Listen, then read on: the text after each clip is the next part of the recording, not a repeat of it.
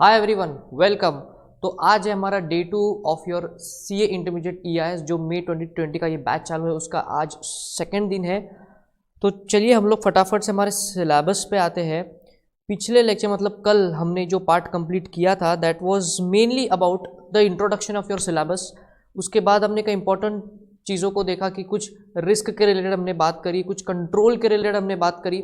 फिर आपको मैंने बता दिया कि आपके ओवरऑल जो सिलेबस है उसमें क्या क्या चीज़ें आपके लिए है। 5 chapter of EIS and almost 8 chapters of your strategic management. तो आज हम लोग ऑफिशियली चैप्टर से हम लोग स्टार्ट करेंगे, बट कौन सा चैप्टर स्टार्ट होगा इसका मैं अभी तक सस्पेंस मेंटेन करूंगा। अभी मैं आपको ये चीज़ नहीं बताऊंगा, राइट। तो चलिए जो हमने पिछले लेक्चर में किया था उसका थोड़ा सा एक ब्रीफ सा रिविजन हम लोग यहाँ पे करेंगे। मैं एक मिनट सिर्फ स्क्रीन्स आप लोगों के सामने लाता हूँ। तो ये रही स्क्रीन्स, ओके। तो लास्ट लेक्चर में हमने कुछ इन पॉइंट्स को कवर किया था। यहाँ पे ये देखिए, हमने आपको बताया था कि सिस्टम क्या होता है वो हमने देखा था। फिर हमने देखा था कि सिस्टम का डेफिनेशन क्या होता है, वो सारी चीज़ें। फिर हमने देखा था कि 3 इंपॉर्टेंट चीज़ें हमने देखी थी। कौन कौन सी? Risk, vulnerability and threat. इसके रिलेटेड मैंने एक डीप में आपको एग्जांपल दिया था कि अगर आप गाड़ी पे जा रहे हो, आपका एक्सीडेंट हो गया एंड सो ऑन। सो ये थी अब तक की कहानी। अब आज हम लोग क्या करेंगे कि ऑफिशियली सिलेबस को हम लोग स्टार्ट करेंगे, और हम लोग स्टार्ट करेंगे with your chapter number 4। Because chapter number 4 ये इंटरेस्टिंग सा है स्टूडेंट्स को, आपको समझने के एंगल से logically chapter number 4 should be your chapter number 1।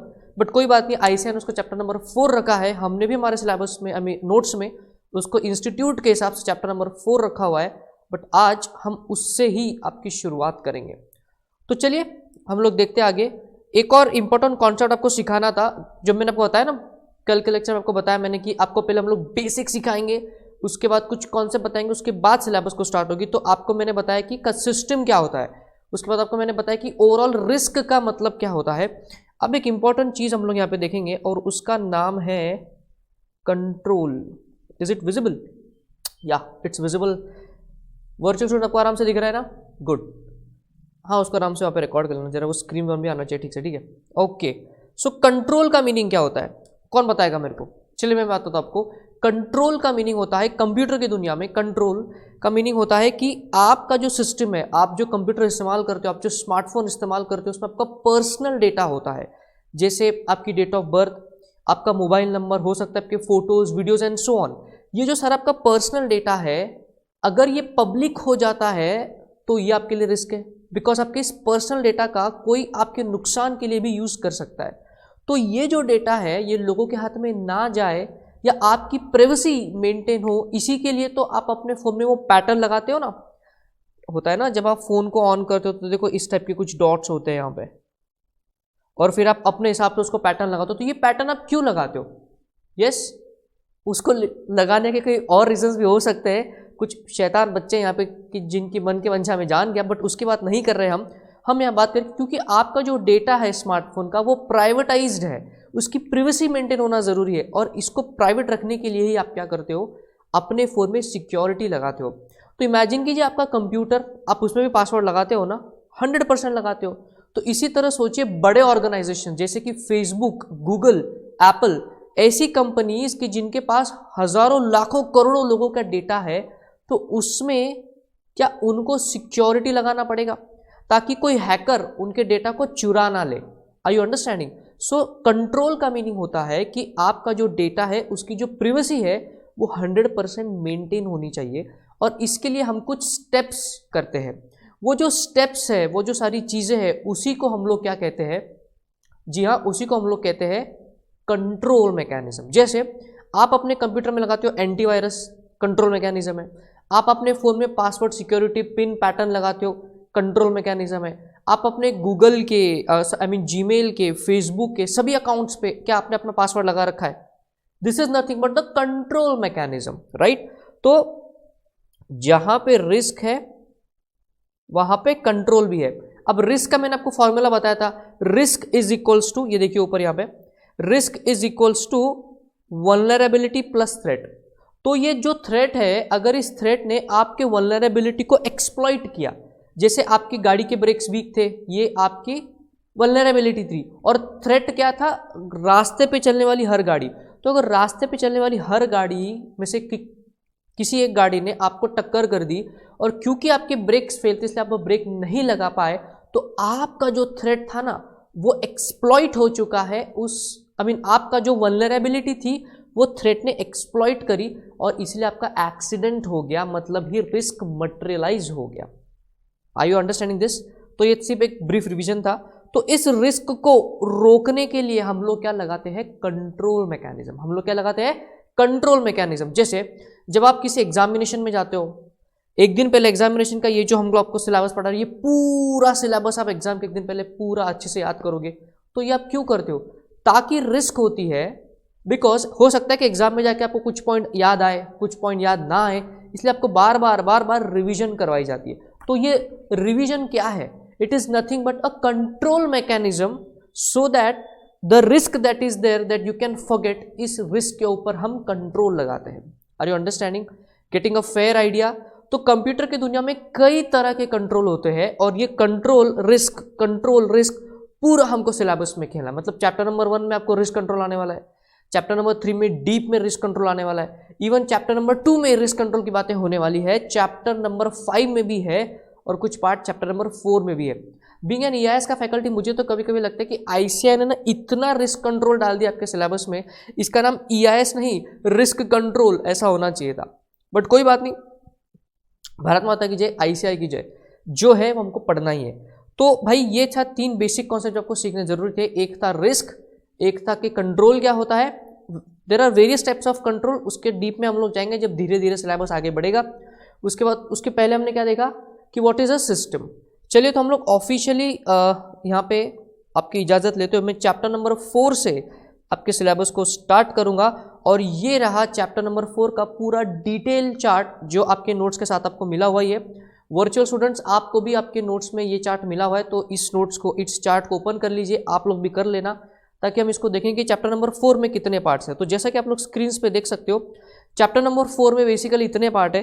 We have e commerce, m commerce, components for e commerce, architecture of network system. में आपको सिर्फ एक ओवरव्यू करवा रहा हूँ कि कितना टाइप का यहाँ पे है, क्या क्या पार्ट है उस चैप्टर में। उसके बाद आपको दिख रहा है risk and control, guidelines for e commerce, digital payment. क्या आप लोगों ने कभी डिजिटल पेमेंट करा है? हाँ सर, पेटीएम करते हो, मोबीक्विक करते हो ना आप, आजकल गूगल पे चल रहा है, तो वो सारा is a part of digital payment. अभी बट इसमें हमको क्या सर आप पेमेंट करके दिखाओगे क्या?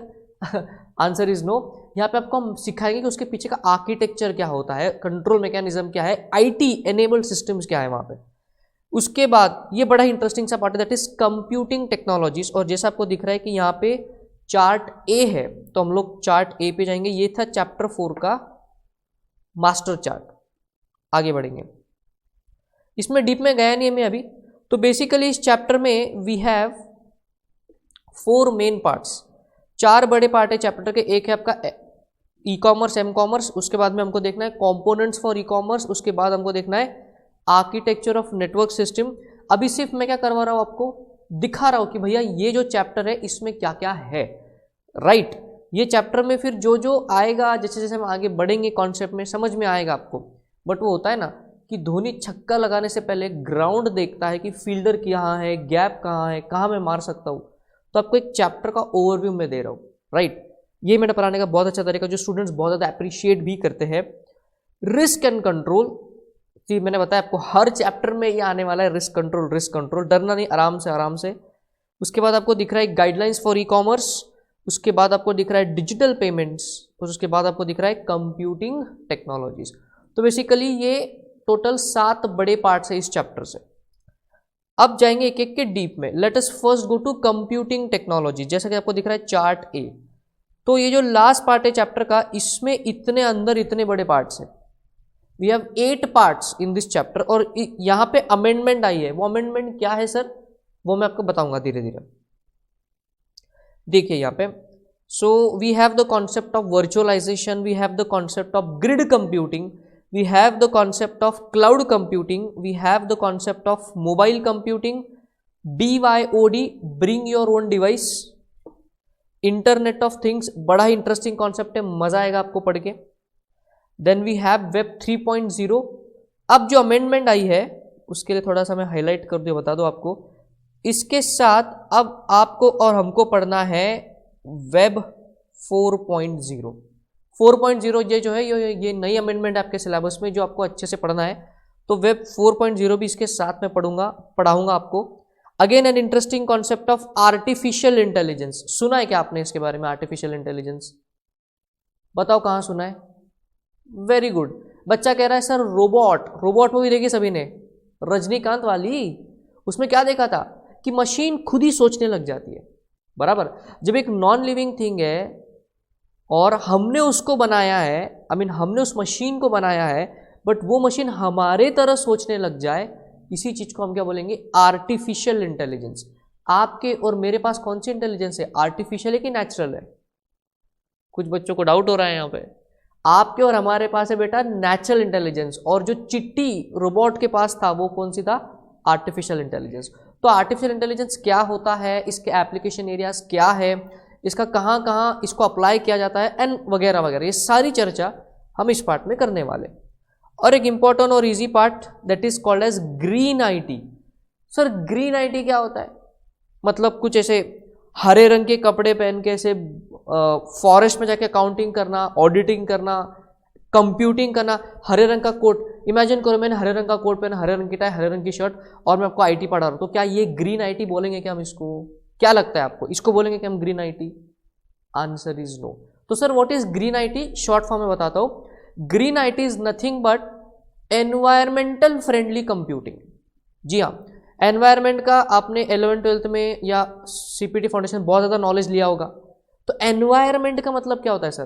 कंजर्वेशन ऑफ एनर्जी, नॉन और optimum utilisation of resources, water का वेस्टेज नहीं होना चाहिए, प्लास्टिक ज़्यादा एनवायरमेंट में नहीं जाना चाहिए। समझ रहे हो? आपको क्या लगता है सर, आप जो कंप्यूटर इस्तेमाल करते हो या जो फ़ोन इस्तेमाल करते हो, क्या उसमें प्लास्टिक का इस्तेमाल होता है? Answer is yes. ये जो मैं कंप्यूटर इस्तेमाल कर रहा हूँ, इसमें कुछ पार्ट्स प्लास्टिक है, कुछ पार्ट मेटल है। आपके फ़ोन को देखिए, जो कवर आपने आपके फ़ोन को लगाया है वो 100% प्लास्टिक कवर है। तो ये जो प्लास्टिक है, जो एक्सेसरीज है कंप्यूटर की, कुछ पार्ट्स है कंप्यूटर के जो प्लास्टिक के हैं, वो नॉन डिग्रेडेबल है। आप ये बात जानते हो कि एक प्लास्टिक को डिकम्पोज होने में कितना टाइम लगता है? बहुत ज़्यादा टाइम लगता है। एक रीसेंट स्टडी बताती है, और इसका बहुत सारा वीडियोस भी अवेलेबल है जो मैंने देखा है और रिसर्च किया उसके हिसाब से, और रिसर्चर्स ने भी ये बताया है कि अभी एट प्रेजेंट दुनिया में जितना भी प्लास्टिक प्रोडक्शन है ना, उसको डिकम्पोज होने में 12,000 ईयर्स लगने वाले। कितने? 12,000 ईयर्स। तो कैसे आप प्लास्टिक को अवॉइड करके degradable proper environmental friendly particles का इस्तेमाल करके आप कैसे कंप्यूटिंग कर सकते हो, इसके रिलेटेड नॉलेज इस ग्रीन आईटी के हमको यहाँ पे देखना है। Getting a fair idea? Getting a fair idea, right? तो ये था चैप्टर नंबर 4 का एक ओवरव्यू। पहले मेन 7 पार्ट्स, उसमें से मैंने बताया ई कॉमर्स एम कॉमर्स वाले part, guidelines for e commerce, risk control, फिर एक था कंप्यूटिंग टेक्नोलॉजीज। फिर कंप्यूटिंग टेक्नोलॉजीज में 8 मेन पार्ट्स, कौन कौन से? Virtualisation was there, grid computing was there, cloud computing is there, as you can see mobile computing है, ब्रिंग योर ओन डिवाइस है, इंटरनेट ऑफ थिंग्स है, वेब 3.0, अमेंडमेंट आया web 4.0। मैंने बहुत सारे अपने क्लासेस में बताया है पीछे कि EIS का सिलेबस जो आपका था उसमें अमेंडमेंट होना बहुत ज़्यादा ड्यू था, काफ़ी चीज़ें आउटडेटेड थी, जैसे कि 3.0 हम आपको सिखाते थे, बट एक्चुअली स्पीकिंग 4.0 कब से हम लोग इस्तेमाल कर रहे हैं। तो ये जो अमेंडमेंट है ये ICAI ने बहुत अच्छे से करी, thumbs up to ICAI for this. Artificial intelligence, ये वाला पार्ट हमको देखना है। ग्रीन IT, जैसा कि मैंने आपको बताया, ठीक है। अब आज हम लोग जो शुरुआत करेंगे that would be from this cloud computing part. आप देखिए क्लाउड कंप्यूटिंग वहाँ पे नीचे लिखा हुआ है chart B. So let us go to the next page. आप अपने नोट्स में नेक्स्ट पेज पे आ जाइए। Virtual students please come to the next page. Chart B आपको मिलेगा चैप्टर नंबर 4 का, और ये रहा वो चार्ट बी। देखिए यहाँ पे टाइटल भी दिया हुआ है मैंने, और ये है क्लाउड कंप्यूटिंग। मतलब क्लाउड कंप्यूटिंग इस कॉन्सेप्ट में हमको इतना देखना है। सी, पढ़ाने का तरीका मेरा बड़ा सिंपल है, हर चीज़ को हम चार्ट फॉर्म में पढ़ेंगे ताकि आपको समझ में आता है कि कौन से पार्ट में कितने और पार्ट है, और ये हर पार्ट पे क्वेश्चन आंसर्स है, राइट? तो एग्जामिनेशन में क्या होता है, जब आप कोई आंसर लिखते हो तो आपको एग्जैक्टली समझ में आता है कि अच्छा ये आंसर चैप्टर 4 के चार्ट बी से आया है, और ये माइंड मैपिंग होना बहुत ज़्यादा जरूरी है in case of subjects like enterprise information systems. तो देखिए क्लाउड कंप्यूटिंग में हमको 4 ही मेन पार्ट करने, कौन कौन से? Characteristics of cloud computing, advantages disadvantages of cloud computing, उसके आगे आपको दिख रहा है types of cloud and the very next service models in cloud computing. आपको क्या देखना है? Service models in cloud computing. मैं थोड़ा सा ब्रीफ आपको बताता हूँ।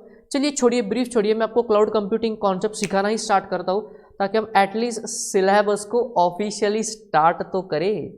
अब तक का था ब्रीफ इंट्रोडक्शन वाला पार्ट, चैप्टर 4 का इंट्रोडक्शन देखा, फिर चैप्टर 4 में 8 बड़े पार्ट्स, उसके अंदर पार्ट्स और उसके अंदर पार्ट्स, फिर उसमें क्लाउड कंप्यूटिंग और इस क्लाउड कंप्यूटिंग में इतने पार्ट्स। मज़ा आ रहा है? अरे ये तो शुरुआत है भाई, अभी चैप्टर नंबर 3 तो आना बाकी है। जी हाँ, मैं डरा नहीं रहा हूँ, मैं जता रहा हूँ। चैप्टर नंबर 3 बच्चों का बड़ा फेवरेट रहा है क्योंकि वो बहुत बड़ा चैप्टर है, बहुत बड़ा है, right. But do not worry, आप मेरे साथ हो, आराम से आपको सिखाऊंगा, प्रॉपरली चार्ट्स हम लोग डेवलप करेंगे, पूरी कॉन्सेप्ट अच्छे से आपको समझ में आएगी। बस आपको एक काम करना है, आपको इंटरेक्शन मेंटेन करना है। जब भी मैं आपसे कुछ सवाल पूछूंगा आपको जवाब देना है। और जो वर्चुअल स्टूडेंट्स मुझे अभी देख रहे हैं, आपको क्या करना है कि जब भी मैं कोई सवाल पूछता हूँ तो वीडियो को पॉज कीजिए, थोड़ा सोचिए उसका आंसर क्या आएगा, फिर बाद में आप वीडियो को प्ले कीजिए ताकि आपको भी सोचने का मौका मिलेगा। वैसे तो जो वर्चुअल स्टूडेंट्स ने मेरे पेन ड्राइव को परचेज किया है और अभी जो इस वीडियो को देख रहे हैं, उन्होंने एक बड़ा ही स्मार्ट डिसीजन लिया है अपने घर के कंफर्ट से पढ़ाई को करने के लिए। इसका मतलब ये नहीं कि जो यहाँ बच्चे बैठे हैं मैं उनके खिलाफ हूँ, बट यहाँ वर्चुअल स्टूडेंट ने काफ़ी ज़्यादा स्मार्ट डिसीजन लिया है। बिकॉज अगर आप बड़े सिटीज़ में नहीं जा सकते तो हम जैसी फैकल्टीज़ की जो क्वालिटी एजुकेशन आपको प्रोवाइड करते हैं, आपके डोर स्टेप तक आपको एजुकेशन की फैसिलिटी यहाँ पे दी जा रही है और उसका आपने फ़ायदा लिया, इसके लिए आपके लिए बिग थम्स अप। और जो बच्चे यहाँ पे आए हुए हैं, क्योंकि आप बड़े सिटी में रहते हो तो आप आज पाए तो वेल एंड गुड। तो चलिए हम लोग देखेंगे क्लाउड कंप्यूटिंग की बातें, काफ़ी हो गई यहाँ वहाँ की बातें, अब आते हैं सिलेबस पे। तो क्लाउड कंप्यूटिंग की मैं बात कर रहा था, चलिए आपसे जानना चाहूँगा व्हाट इज क्लाउड कंप्यूटिंग। मैं आपके आंसर्स का वेट कर रहा हूँ। क्या लगता है आपको कि भाई क्लाउड कंप्यूटिंग क्या चीज़ होगी? कोई आइडिया है कि इसको क्लाउड कंप्यूटिंग बोलेंगे, वो होता है क्लाउड कंप्यूटिंग? कुछ आइडिया है? हाँ जी, कुछ बताना चाहोगे आप? What is cloud computing? Virtual students आप भी सोचिए, हो सकता है कि आप मुझे जवाब ना दे पड़ा, पर आंसर आपके मन में रखना, और जो बच्चे बोल रहे हैं वो मैं आपको बताने ही वाला हूँ। Yes, what is cloud computing?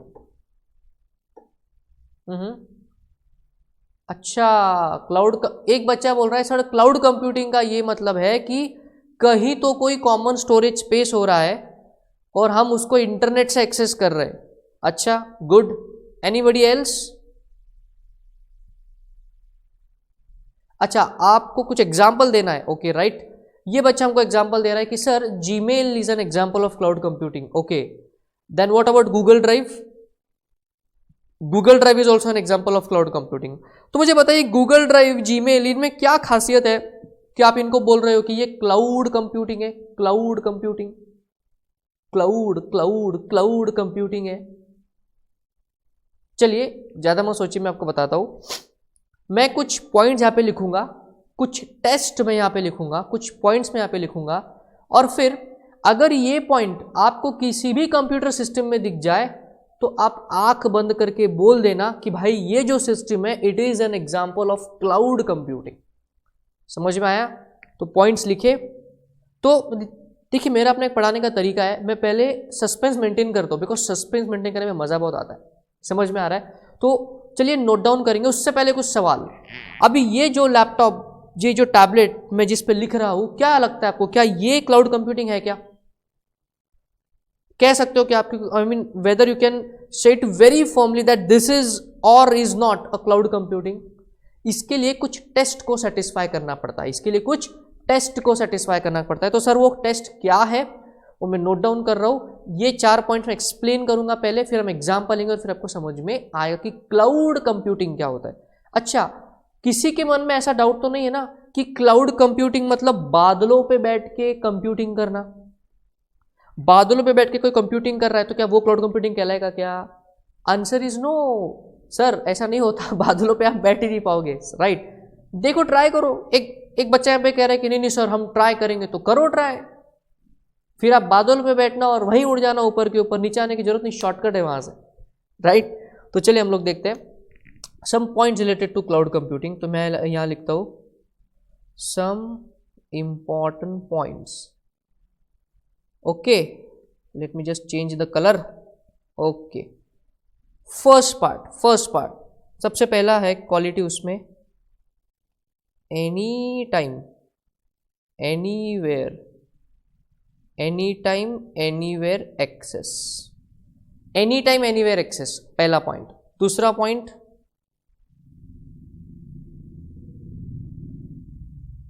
Some common storage space,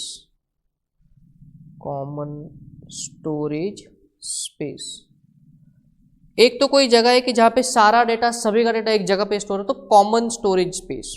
आगे, need of a network to connect, ideally it is internet, right. मैंने वर्ड यूज किया यहां पे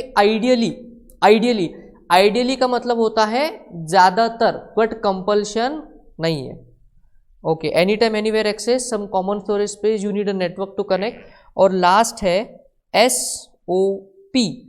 SOP stands for standard operating procedure. एक बार रिपीट करेंगे, SOP stands for standard operating procedures. Okay, तो चलिए देखते हैं सब इंपॉर्टेंट पॉइंट्स। तो भैया मेरा बताने का मेन इंपॉर्टेंस क्या था कि ये चारों पॉइंट आपको किसी भी कंप्यूटिंग सिस्टम में दिख जाएंगे, तो वो कंप्यूटिंग सिस्टम को हम क्या बोलेंगे? Cloud computing. समझ में आ रहा है? तो let us take an example. जैसा कि इन भाई साहब ने, जी आपका नाम क्या? अमित। तो जैसा कि अमित ने यहाँ पे हमको एग्जांपल है कि sir Gmail is an example of cloud computing. So let us see whether Gmail has these 4 points. So यहाँ मैं एग्जांपल का नाम लिख लेता हूँ।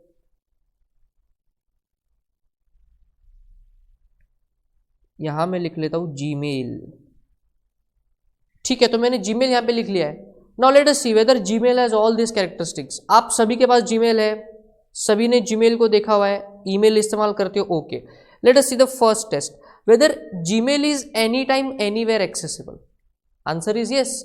क्या आप अपने जीमेल को अभी इस वक्त क्लासरूम से इस्तेमाल कर सकते हो क्या? Answer is yes. क्या आप अपने जीमेल को अपने घर से इस्तेमाल कर सकते हो क्या? Answer is yes. क्या आप अपने जीमेल को इंडिया के बाहर अगर आप जाते हो, लेट अस टेक एग्जांपल, आप इंडिया के बाहर यूएस गए घूमने के लिए, क्या यूएस में जाकर के भी क्या आप अपने जीमेल को इस्तेमाल कर सकते हो क्या वहां से भी? Answer is yes.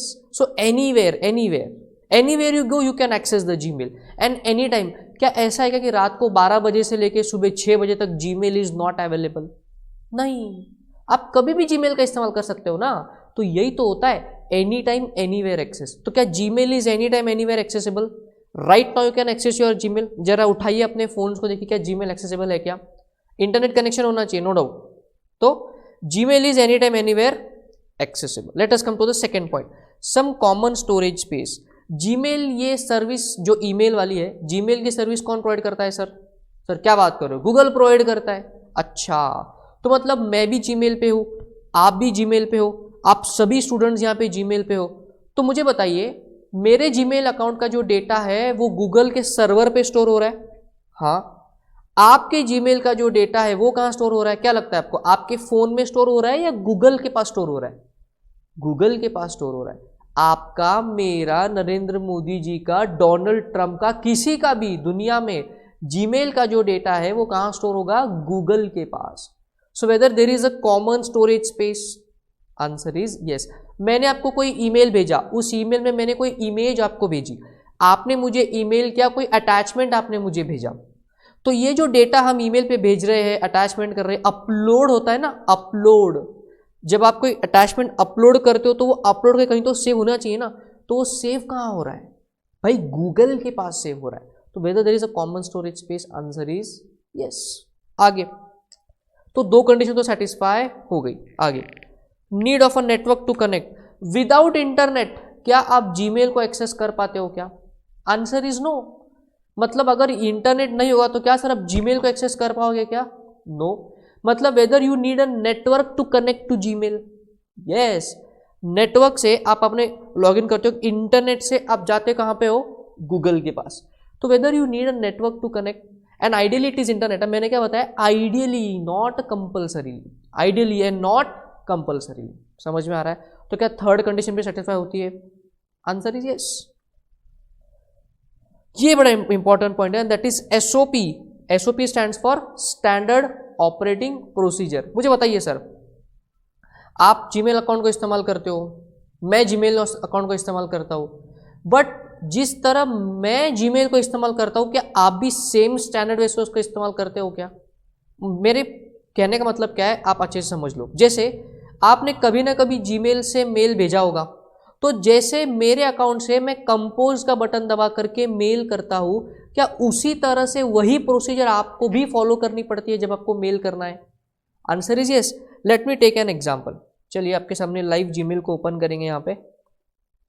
So internet connectivity है क्या? ओके है। So let us go to my Gmail. Hope so internet चल जाए, बस कनेक्टिविटी है क्या?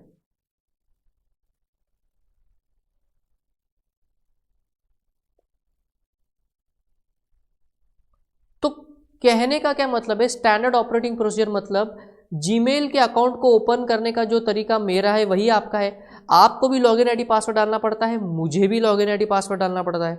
समझ में आ रहा है? जैसे आप ईमेल को कंपोज करते हो, जैसे यहाँ एग्जांपल देखिए, सभी को दिख रहा है। अब let us take an example कि मुझे किसी को मेल करना है, तो मैंने क्या करना चाहिए जीमेल में, जरा मुझे बताइए। मैं यहाँ पे जाऊँगा, थोड़ा सा इसको मैं एक्सपांड कर दूँ, राइट। मैं I will go to this part compose, I will click on compose, और ये इस हिसाब से कुछ नए मेल टाइप करने के लिए ये बॉक्स जो आपको दिख रहा है, ये बॉक्स आपको दिख रहा है ना, ये वाला बॉक्स, यहाँ पे चलिए मैं कुछ टाइप करता हूँ। सपोज मैं खुद ही को मेल कर रहा हूँ, मैंने सब्जेक्ट लिखा टेस्ट मेल, और यहाँ पे मैंने लिख दिया हाय, सॉरी नॉट गाय, हाय, और यहाँ पे उसको सेंड किया। तो ये मेल बना के सेंड करने की जो टेक्निक है जो मेरे अकाउंट में है, क्या सेम प्रोसीजर आपको भी फॉलो करनी पड़ती है? Answer is yes. तो जीमेल को लॉगिन करने की प्रोसीजर क्या है सर? गो टू gmail.com, फिर आपको अपना लॉगिन आईडी डालना पड़ेगा, फिर पासवर्ड डालना पड़ेगा, और फिर वो ओपन होगा। तो जैसे मेरा अकाउंट ओपन होता है, क्या आपका भी सेम अकाउंट ओपन होता है? Answer is yes. जैसे मैं मेल को रीड कर सकता हूं, क्या आप भी अपने मेल को रीड कर सकते हो सेम प्रोसीजर से? Answer is yes. जैसे मैंने मेरे मेल को ड्राफ्ट करा, क्या आप अपने मेल को सेम प्रोसीजर से फॉलो करते हो? Answer is yes. मतलब जीमेल में चाहे अकाउंट किसी का भी हो, अकाउंट किसी का भी हो, सभी को स्टैंडर्ड वे से उसको ऑपरेट करना है, और इसी को हम लोग क्या बोलते हैं? Standard operating procedures. समझ में आ रही है बात? तो आते हैं हमारे डिस्कशन पे। तो whether Gmail satisfy all this four condition, and the answer is yes. इसका मतलब Gmail is a perfect example of a cloud computing model, right.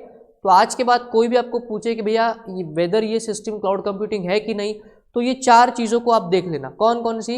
Anywhere any time access, उसके बाद some common storage space, you need a network to connect, and standard operating procedure. अगर ये चार चीजें उस system में दिखाई देती है आपको, तो वो सिस्टम को आंख बंद करके बोल देना। क्या बोलोगे? That it is an example of cloud computing model. समझ में आ रही है मेरी बात? आराम से लिख लो, just write it down for reference purpose, समझने के लिए।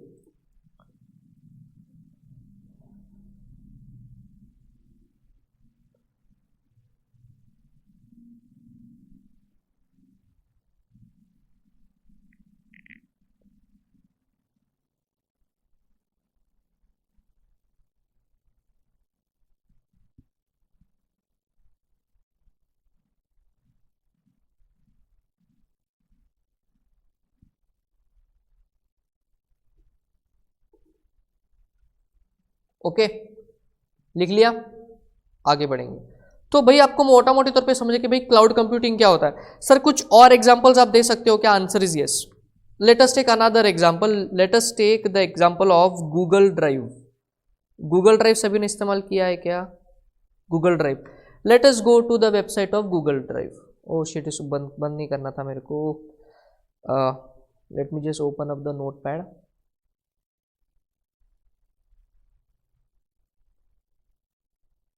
तो गूगल ड्राइव की हम लोग बात कर रहे थे। Let us go to Google drive. Google drive,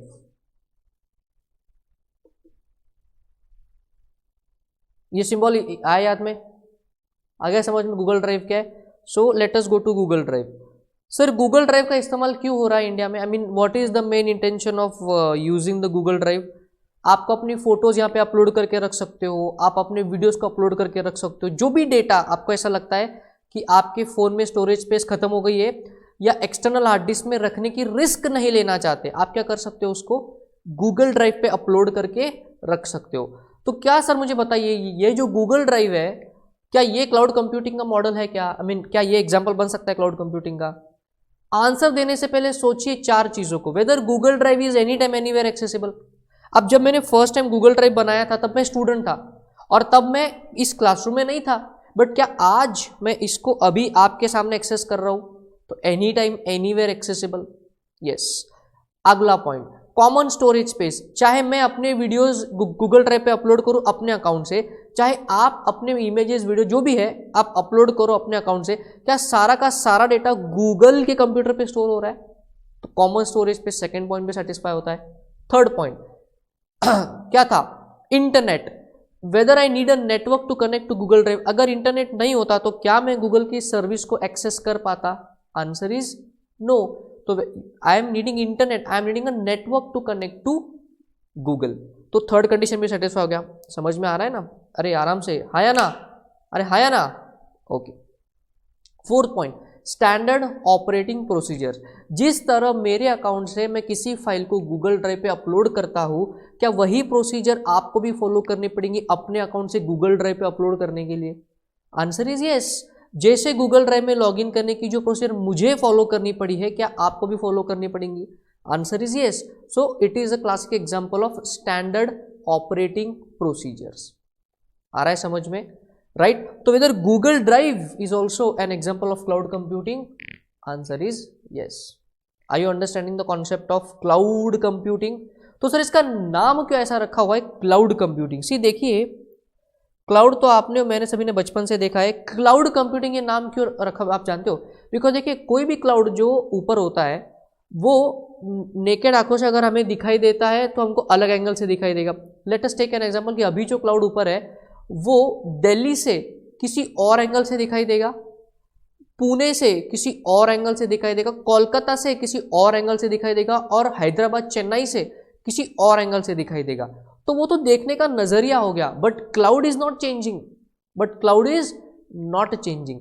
इसीलिए ऐसी कंप्यूटिंग सिस्टम जो अलग अलग लोगों के लिए अलग अलग अकाउंट में अलग अलग वीडियोस होते हैं, मतलब गूगल ड्राइव के एग्जांपल लूंगा, मैं अपने अकाउंट में वीडियोस अपलोड करता हूँ, नोट्स अपलोड करता हूँ, हो सकता है आप अपने अकाउंट में वीडियो अपलोड करो, इमेज अपलोड करो या जो भी आपको ठीक लगता है अपलोड करो, बट गूगल का कंप्यूटर तो चेंज नहीं हो रहा। Nothing is changing on part of Google, it is we who are using those accounts in a different way. इसीलिए ऐसे कंप्यूटिंग सिस्टम्स का नाम क्या रखा गया है? Cloud computing. Getting a very fair idea what is cloud computing? Very good. तो चलिए हम लोग आगे बढ़ेंगे। हम लोग आते हैं आपके चार्ट्स पे सबसे पहले। तो पहला पार्ट खत्म होता है कि व्हाट इज क्लाउड कंप्यूटिंग, ये हमने देखा। अब हम लोग देखेंगे सबसे इंपॉर्टेंट आंसर और वो है characteristics of cloud computing. Characteristics of cloud computing, sir ये आंसर है, इसको हमको देखना है। तो सर कैरेक्टरिस्टिक्स का मतलब क्या होता है, इसको बताने से पहले ऐसे है ना, बहुत खेलता है आपके साथ। इंस्टीट्यूट की नज़र में इसको आराम से लिख लेना, हर जगह रिपीट नहीं करूंगा। Characteristics, features, attributes, oblique properties. Characteristics, features, attribute, properties, जहां कहीं भी ये वर्ड आते हैं इन सभी का मीनिंग सेम है as far as the EIS का सिलेबस इज कंसर्न। भले इसका डिक्शनरी मीनिंग अलग हो सकता है, but as far as your subject is concern, जब अब मतलब अब मैं आपको क्या बताना चाह रहा हूँ, अभी हम आंसर कौन सा पढ़ने वाले? Characteristics of cloud computing. हो सकता है एग्जाम में ये क्वेश्चन आपको आ जाए, what are the attributes of cloud computing? Answer is same. What are the features of cloud computing? Answer is same. समझ रहे हो? What are the properties of cloud computing? Answer is same. ये सिर्फ शब्दों का खेल है जो ICI आपके साथ करता है, बाकी content wise the answer is same. समझ में आ रहा है? Understanding the point? हो गया। चलिए अभी हम लोग आंसर पे जाएंगे। तो हम लोग पढ़ रहे हैं what are the characteristics of cloud computing. अब इसमें बहुत सारे पॉइंट्स हैं और उन पॉइंट्स को याद रखने के लिए हमारे पास एक मेमोरी टेक्निक है। न्यूमोनिक वाला में टेक्नोलॉजी वाली टेक्निक में हमेशा इस्तेमाल करता हूँ टेक्नोलॉजी पढ़ाने के लिए, बिकॉज कई बार क्या होता है आंसर्स काफ़ी लंबे हो जाते हैं और आपको याद रखने में जो है दिक्कत नहीं आती है। हाल ही में रिसेंटली जो एग्जामिनेशन हुआ उसमें हमारे स्टूडेंट्स के रिलेटेड कम से कम 3 से 4 मेमोरी टेक्निक के आंसर सीधा क्वेश्चन पेपर में उतर गए। तो ऐसे टाइम पे आपको पॉइंट्स याद आने में बहुत ज़्यादा हेल्प होती है। Because in case of EIS बहुत सारे आंसर्स ऐसे हैं ना जहाँ पे सब हेडिंग होगा, मतलब ऐसे सब हेडिंग उसके नीचे एक्सप्लेनेशन, सब हेडिंग फिर उसके नीचे एक्सप्लेनेशन। तो ये जो सब हेडिंग है इनके अगर पॉइंट आपको याद आते हैं तो आंसर लिखने में आसानी होती है। तो बहुत सारी मेमोरी टेक्निक्स मैंने डेवलप करी है, not for every answer but for some important answers, ताकि अगर वो एग्जाम में आ गए तो आपको एक एज मिलता है चीज़ें याद आने में। तो we are on to the answer of characteristics of cloud computing. Wait I will just open up yeah. तो यहाँ पे मैं हूँ characteristics of cloud computing chapter number 4 में मैं हूँ। तो let us understand some of the important parts, उसका मीनिंग हम समझेंगे, उसके पॉइंट्स को हम देख लेंगे, उसको याद रखने की जो मेमोरी टेक्निक है वो आराम से देखेंगे। So what is the memory technique for this characteristics of cloud computing. So आपने इसको आराम से लिख लेना है, यहाँ पे देखते हैं। आई will just write it down here.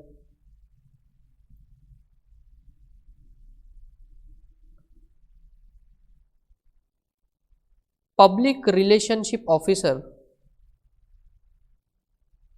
public relationship officer, you can write when I say as well, public relationship officer is a satku man. Yes, you heard it correct, is a satku man with heavy workload, is a satku man with heavy workload into inverted commas। ये इस answer को याद रखने की memory technique है। तो एक बार रिपीट करना, क्या लिखा मैंने, public relationship officer is a सटकू मैन विथ हेवी वर्कलोड। एक बार वापस रिपीट करेंगे, yes, public relationship officer is a सटकू man with heavy workload.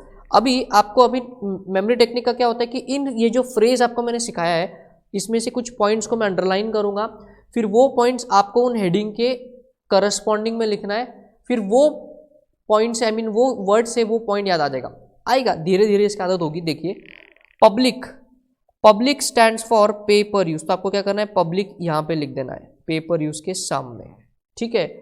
Then relationship stands for रेसिलियंसी, तो यहाँ पे रिलेशनशिप को ऐसे आपको लिख देना है, ठीक है। फिर आगे क्या था, officer, underline officer, officer stands for on demand, officer stands for on demand.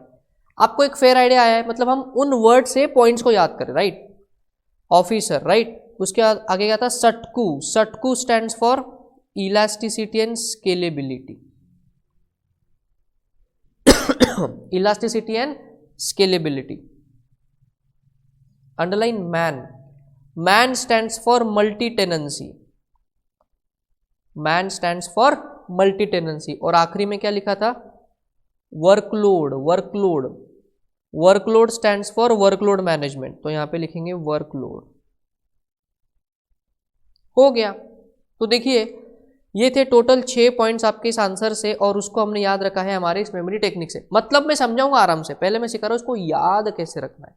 Because कई बार क्या होता है EIS के सिलेबस में कॉन्सेप्चुअल क्लैरिटी तो जरूरी है बट आपकी मेमोरी भी टेस्ट की जाती है, तो ये मेमोराइज करने के लिए कुछ टेक्निक्स हमने आपके लिए डेवलप करी है। तो एक बार उसको रिपीट करेंगे, क्या था, public relationship officer is a सटकू man with heavy workload, public stands for paper use, हाँ, रिलेशनशिप स्टैंड्स फॉर रेसिलियंसी, देखें यहाँ पे relationship stands for resiliency, officer stands for on demand, जैसे मैं बोल रहा हूँ वैसे बोल के आपको याद भी करना है, officer stands for on demand, सटकू stands for elasticity scalability, man stands for multi tenancy,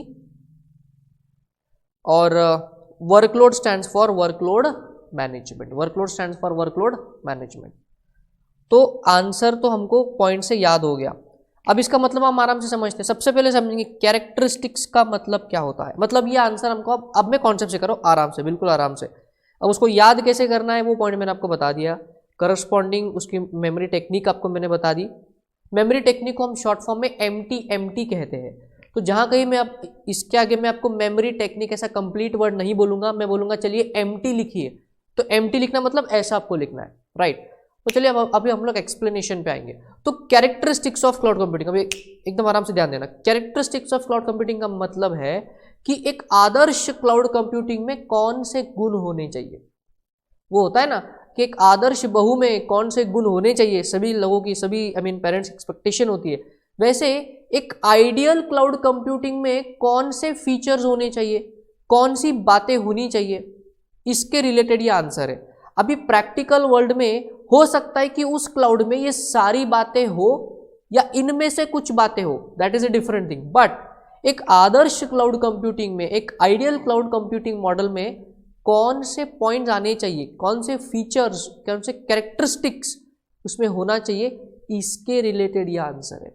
EIS में, कंप्यूटर की दुनिया में सबसे पहले पता है आपको समझने का सबसे बड़ा ट्रिक क्या है कि अगर आपको ये समझ जाए कि ये आंसर कहना क्या चाहता है तो आधी लड़ाई तो वहीं जीत जाते हो। समझ में आ रहा है? Fair enough, okay. So we were on to elasticity and scalability. Let us understand one by one the point as well. अच्छा, एक इंपॉर्टेंट पॉइंट आपको आपके मन में आ रहा होगा कि सर क्या एग्जामिनेशन में इसी सीक्वेंस में हमको आंसर लिखना है कि जिस सीक्वेंस में दिया हुआ है? तो आंसर इज नो। आप उसको अपने हिसाब से रीशफल करके भी आंसर के पॉइंट्स को लिख सकते हो। तो to be on a very safer side आप क्या कर सकते हो कि जो मेमोरी टेक्निक का सीक्वेंस है बस उसी सीक्वेंस में आप आंसर को लिख के आना, कोई दिक्कत नहीं। मार्क्स आपको 100% अवॉर्ड किए जाएंगे अगर कंटेंट आपका बहुत ज़्यादा अच्छा है। तो ये थी कुछ इंपॉर्टेंट बातें। अब बात करेंगे कि एक एक पॉइंट्स को हम लोग आराम से समझेंगे। सबसे पहला, elasticity and scalability. Sir what is the meaning of elasticity and scalability? 12th standard में आपने कॉन्सेप्ट पढ़ा है इलास्टिसिटी ऑफ डिमांड। हाँ जी, क्या मतलब है उसका, इलास्टिसिटी ऑफ डिमांड का? अच्छा, इलास्टिक का मतलब क्या होता है कि जो स्ट्रेच कर पाए, जो स्ट्रेच कर पाए। तो क्लाउड कंप्यूटिंग में इलास्टिसिटी का मतलब क्या है? क्लाउड कंप्यूटिंग में इलास्टिसिटी का ये मतलब है कि आप क्लाउड कंप्यूटिंग के इंफ्रास्ट्रक्चर को चाहे जितना एक्सपांड कर सकते हो। Let us take an example. Imagine कीजिए गूगल, ठीक है। अभी गूगल ने जब जीमेल की सर्विस की शुरुआत करी थी तब उसके लिए उन्होंने एक ही कंप्यूटर को वहाँ पे लगाया था। अब जैसे जैसे लोगों में गूगल की, जीमेल की पॉपुलैरिटी बढ़ते गई तो लोगों ने ज़्यादा अकाउंट बनाना स्टार्ट किया, तो डिमांड बढ़ा तो इन्होंने डिमांड के हिसाब से बहुत सारे कंप्यूटर, बहुत सारे सर्वर वहाँ पे लगा दिए। तो इमेजिन कीजिए ये एक रूम है और इस रूम में सारे के सारे ये जीमेल के सर्वर लगे हुए हैं। ये क्या है सर? जीमेल सर्वर्स, ठीक है। ये सारे के सारे क्या है? जीमेल के सर्वर। अब बट जीमेल तो काफी पहले स्टार्ट हो चुका है, उसकी पॉपुलैरिटी भी बहुत बढ़ चुकी है। तो क्या लगता है आपको ये एक रूम में जितने सर्वर लगे क्या ये इनफ है या और लगाने पड़ेंगे? और ज्यादा लगाने पड़ेंगे ना। तो गूगल ने क्या करा, ये रूम नंबर 1 था, गूगल ने दूसरा रूम बनाया और उसमें बहुत सारे कंप्यूटर्स रख दिए, server, to be very precise server रख दिए। ये सेकेंड रूम, और डिमांड बढ़ी तो और रूम बना दिया और सर्वर लगा दिए, और डिमांड बनी तो और रूम बनाया और सर्वर बना दिए। तो अगर आप एक चीज समझ पा रहे हो तो गूगल के हाथ में जितना पैसा है, जितनी उसकी कैपेसिटी है, उतना वो अपने क्लाउड कंप्यूटिंग की सर्विस को एक्सपांड कर पाएगा, उतनी ही बड़ी वो सर्विस के दायरे को बढ़ा पाएगा। और इसी फीचर को हम कहते हैं इलास्टिसिटी एंड स्केलेबिलिटी। तो जितना गूगल के पास पैसा है उतना वो रूम बढ़ाते जाएगा और नए कंप्यूटर लगाते जाएगा, रूम बढ़ाते जाएगा या नए कंप्यूटर लगाते जाएगा। बात समझ में आ रही है? तो इलास्टिसिटी एंड स्केलेबिलिटी का मतलब क्या है कि क्लाउड कंप्यूटिंग में जो इंफ्रास्ट्रक्चर होता है वो क्लाउड सर्विस प्रोवाइडर के पास जितनी पैसे देने की ताकत है उतना वो उसको एक्सपांड कर सकता है। Are you understanding this? Answer is yes. तो उस पॉइंट का ये मीनिंग था। आगे देखेंगे हम। द नेक्स्ट पॉइंट इज पे per use. The next point is पे पर यूज। पे पर यूज का मतलब है जितना इस्तेमाल किया बस उतने के ही पैसे देना। जैसे हाल ही में आपने डिश टीवीज में, अगर आपके घर में टाटा स्काई, डिश टीवी जो भी है, D2H, उन सभी की अगर आप ऐड देखो या चैनल के पैकेज देखो तो वो लोग एडवर्टीजमेंट कैसे करते कि जितना आप देखते हो बस उसी के पैसे देना, pay per use, you have to pay for that only for what you use it. Sir नहीं समझ में आया, मैं समझाता हूँ आराम से। Let us take example of Gmail only. देखिए जीमेल को लेकर के ही हम इस आंसर को समझेंगे, बिकॉज क्या होता है कि एक एग्जांपल को देने से आपको चीज़ों की क्लैरिटी हो जाती है। जीमेल में पे पर यूज मॉडल है क्या? आप बोलोगे सर हमने तो जीमेल के लिए कभी पेमेंट करा ही नहीं। बिकॉज जीमेल के लिए आपने पेमेंट नहीं करा, बिकॉज जीमेल आपको यूज करने के लिए फर्स्ट 15 GB फ्री देता है, फर्स्ट 15 GB फ्री देता है। देखिए एग्जांपल स्क्रीन पे, I will go to Gmail again.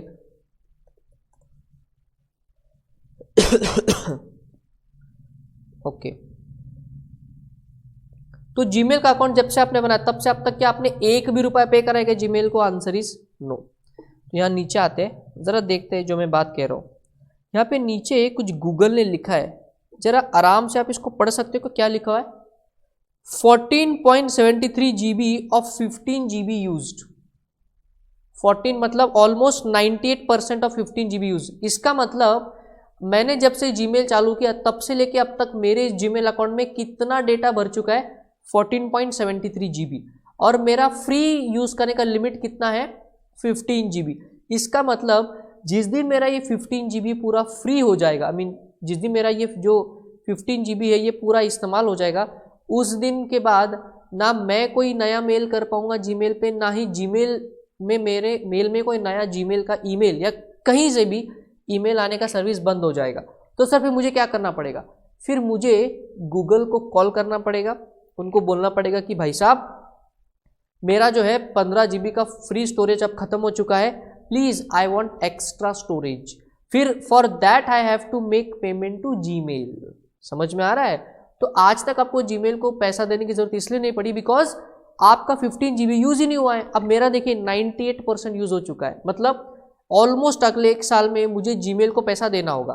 But क्या लगता है आपको मैं कितने का पैसा दूंगा जीमेल को? कितने GB का पैसा दूंगा जीमेल को? तो जीमेल कहता है जितना GB आप इस्तेमाल करना चाहते हो बस उतने के ही पैसे दो। तो ये होता है pay per use. You have to pay for that what you exactly use. समझ में आ रहा है? Understanding the point, pay per use. So भाई ये था पेपर यूज का मॉडल। अब बात करते हैं on demand. On demand, on demand का मतलब होता है कि जीमेल की जो सर्विस है ये जब भी आप उसको एक्सेस करते हो वो सर्विस आपको वहां मिलती है। You just open up the Gmail and it is there. जैसे मैंने घर से तो जीमेल ओपन करके नहीं लाया था, मैंने आपके सामने यहाँ पे जीमेल को ओपन करा, तो when I demand the service at that point of time the service is available to me. That concept is called as on demand. That concept is called as on demand. क्या ऐसा कभी आपको अनुभव आया है क्या कि जीमेल पे आप गए और वहां पे लिख के आया आज जीमेल की छुट्टी चल रही है, प्लीज 2 दिन बाद कांटेक्ट करना? ऐसा कभी होता है क्या? Answer is no. You just go to internet, आप जीमेल टाइप करते हो, क्लिक दबाते हो, एंटर दबाते हो and the Gmail service is there. तो ये होती है ऑन डिमांड। तो एक आदर्श क्लाउड कंप्यूटिंग सर्विस कैसे चाहिए? On demand service. आप बस सर्विस को डिमांड करो और वो सर्विस वहां पे मौजूद है। समझ में आ रहा है पॉइंट? तो ये था मतलब ऑन डिमांड सर्विस का। आगे देखेंगे रेसिलियंसी। रेसिलियंसी, रेसिलियंसी का मीनिंग होता है सर रोबस्ट। रेसिलियंसी का मतलब होता है रोबस्ट, मतलब बहुत ही पक्की सर्विस, बहुत ही पक्की सर्विस। या फिर हम उसको टेक्निकल लैंग्वेज में कहते हैं, आपको मैं लिख के दिखाता हूं। टेक्निकल लैंग्वेज में हम इसको कहते हैं 0% डाउन टाइम। 0% down time.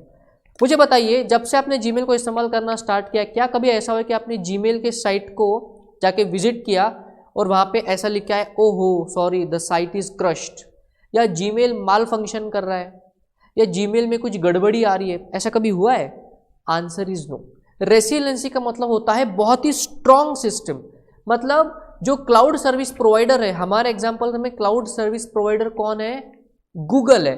तो गूगल ने एक बहुत ही अच्छी सर्विस बनाई है, तो उसका मेंटेनेंस भी वो बहुत अच्छा करता है, और दुनिया भर के लाखों करोड़ों लोग, अरबों खरबों लोग रोज जीमेल को एक साथ एक्सेस करते हैं, फिर भी जीमेल की सर्विस बंद नहीं होती, फिर भी जीमेल की सर्विस खराब नहीं होती। तो जीमेल की सर्विस कैसी है? रेसिलियंट है, रोबस्ट है, बहुत ही स्ट्रांग है। आ रहा है समझ में? हम आंसर क्या पढ़ रहे हैं? Characteristics of cloud. तो एक आदर्श क्लाउड कंप्यूटिंग कैसा होना चाहिए? रोबस्ट, स्ट्रांग, जिसमें कोई भी फ्लॉ नहीं हो, फ्लॉलेस सर्विस। इसको हम लोग क्या बोलेंगे? रेसिलियंसी। तो क्या जीमेल में रेसिलियंसी का फीचर है?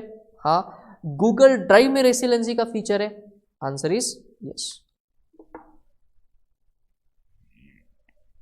देखते हैं।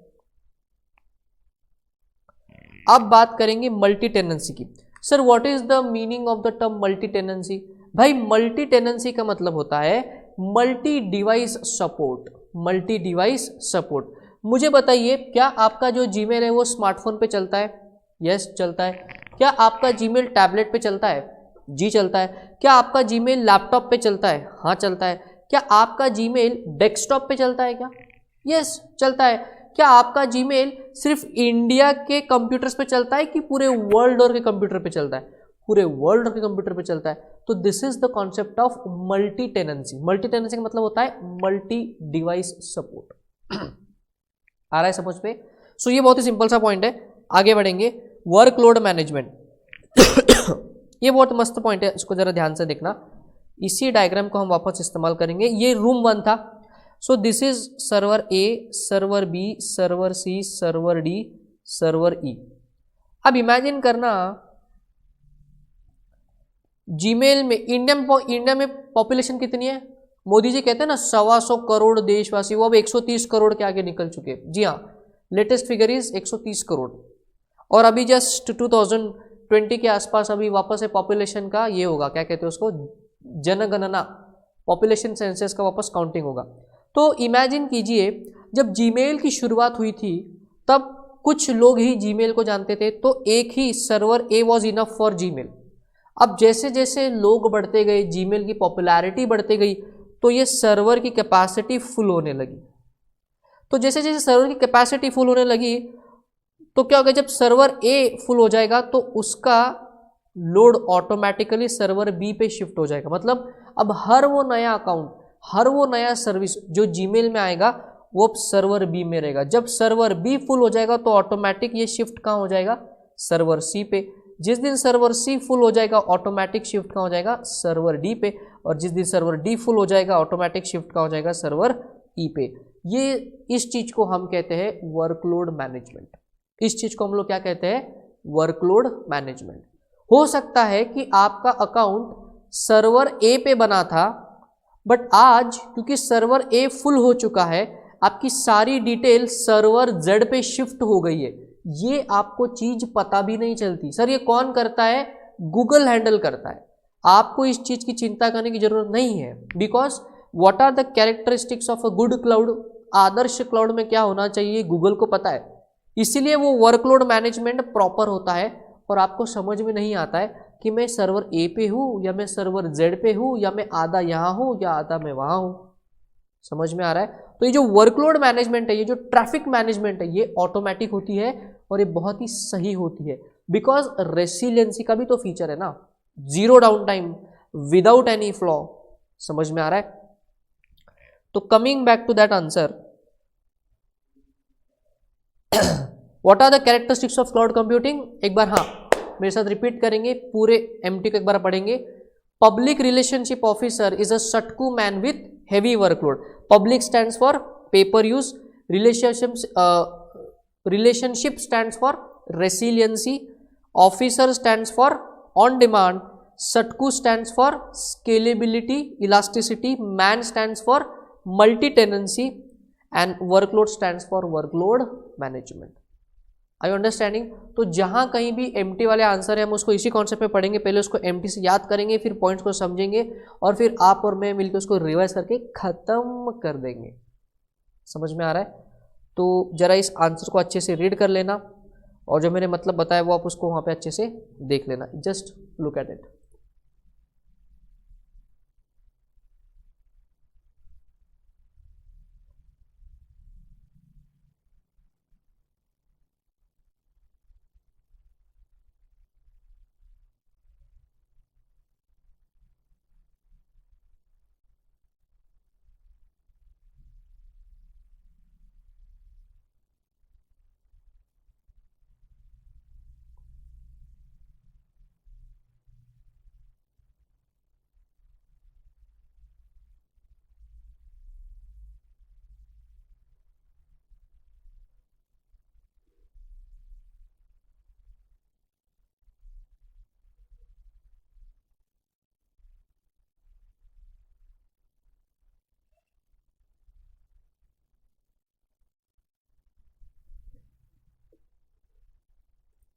getting the answer.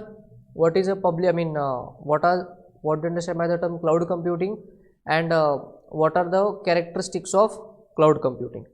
तो चलिए हम लोग अभी नेक्स्ट आंसर पे आगे बढ़ेंगे। तो अभी तक हमने क्या क्या देखा कि क्लाउड कंप्यूटिंग क्या होता है, उसके बाद हमने क्या देखा कि एक आदर्श क्लाउड कंप्यूटिंग में गुण क्या होने चाहिए। कैरेक्टरिस्टिक्स के जगह पे 3 और वर्ड कौन से आ सकते हैं, एक तो कैरेक्टरिस्टिक्स, या तो फीचर्स, या फिर प्रॉपर्टीज, या फिर attributes. Answer is same, that is for sure clear.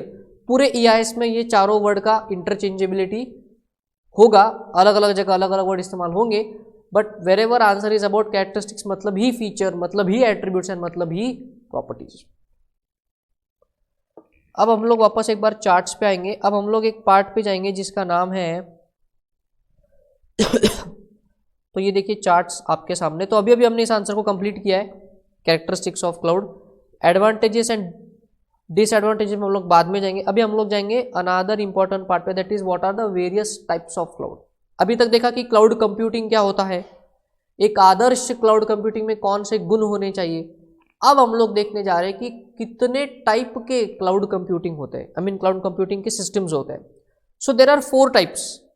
Private cloud, यहाँ पे देखिए, private cloud, public cloud, community cloud and hybrid cloud.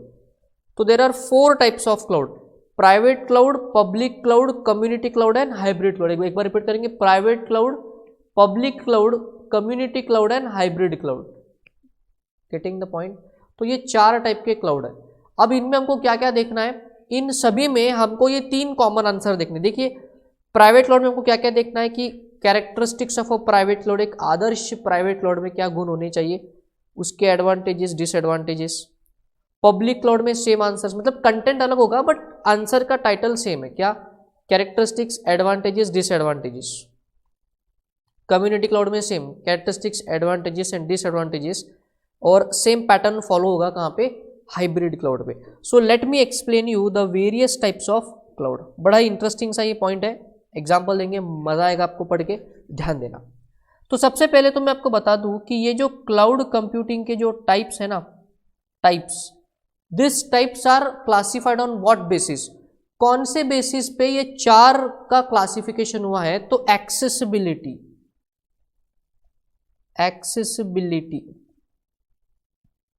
Accessibility मतलब कौन से टाइप के लोग क्लाउड को एक्सेस करते हैं, उनके एक्सेस करने के तरीके को लेकर के उस पे बेस्ड 4 टाइप के क्लाउड कंप्यूटिंग को बनाया गया है। वापस एक बार कॉन्सेप्ट बताऊंगा, मेरी जो बोल रहा हूँ वो क्लियर हो जाएगा।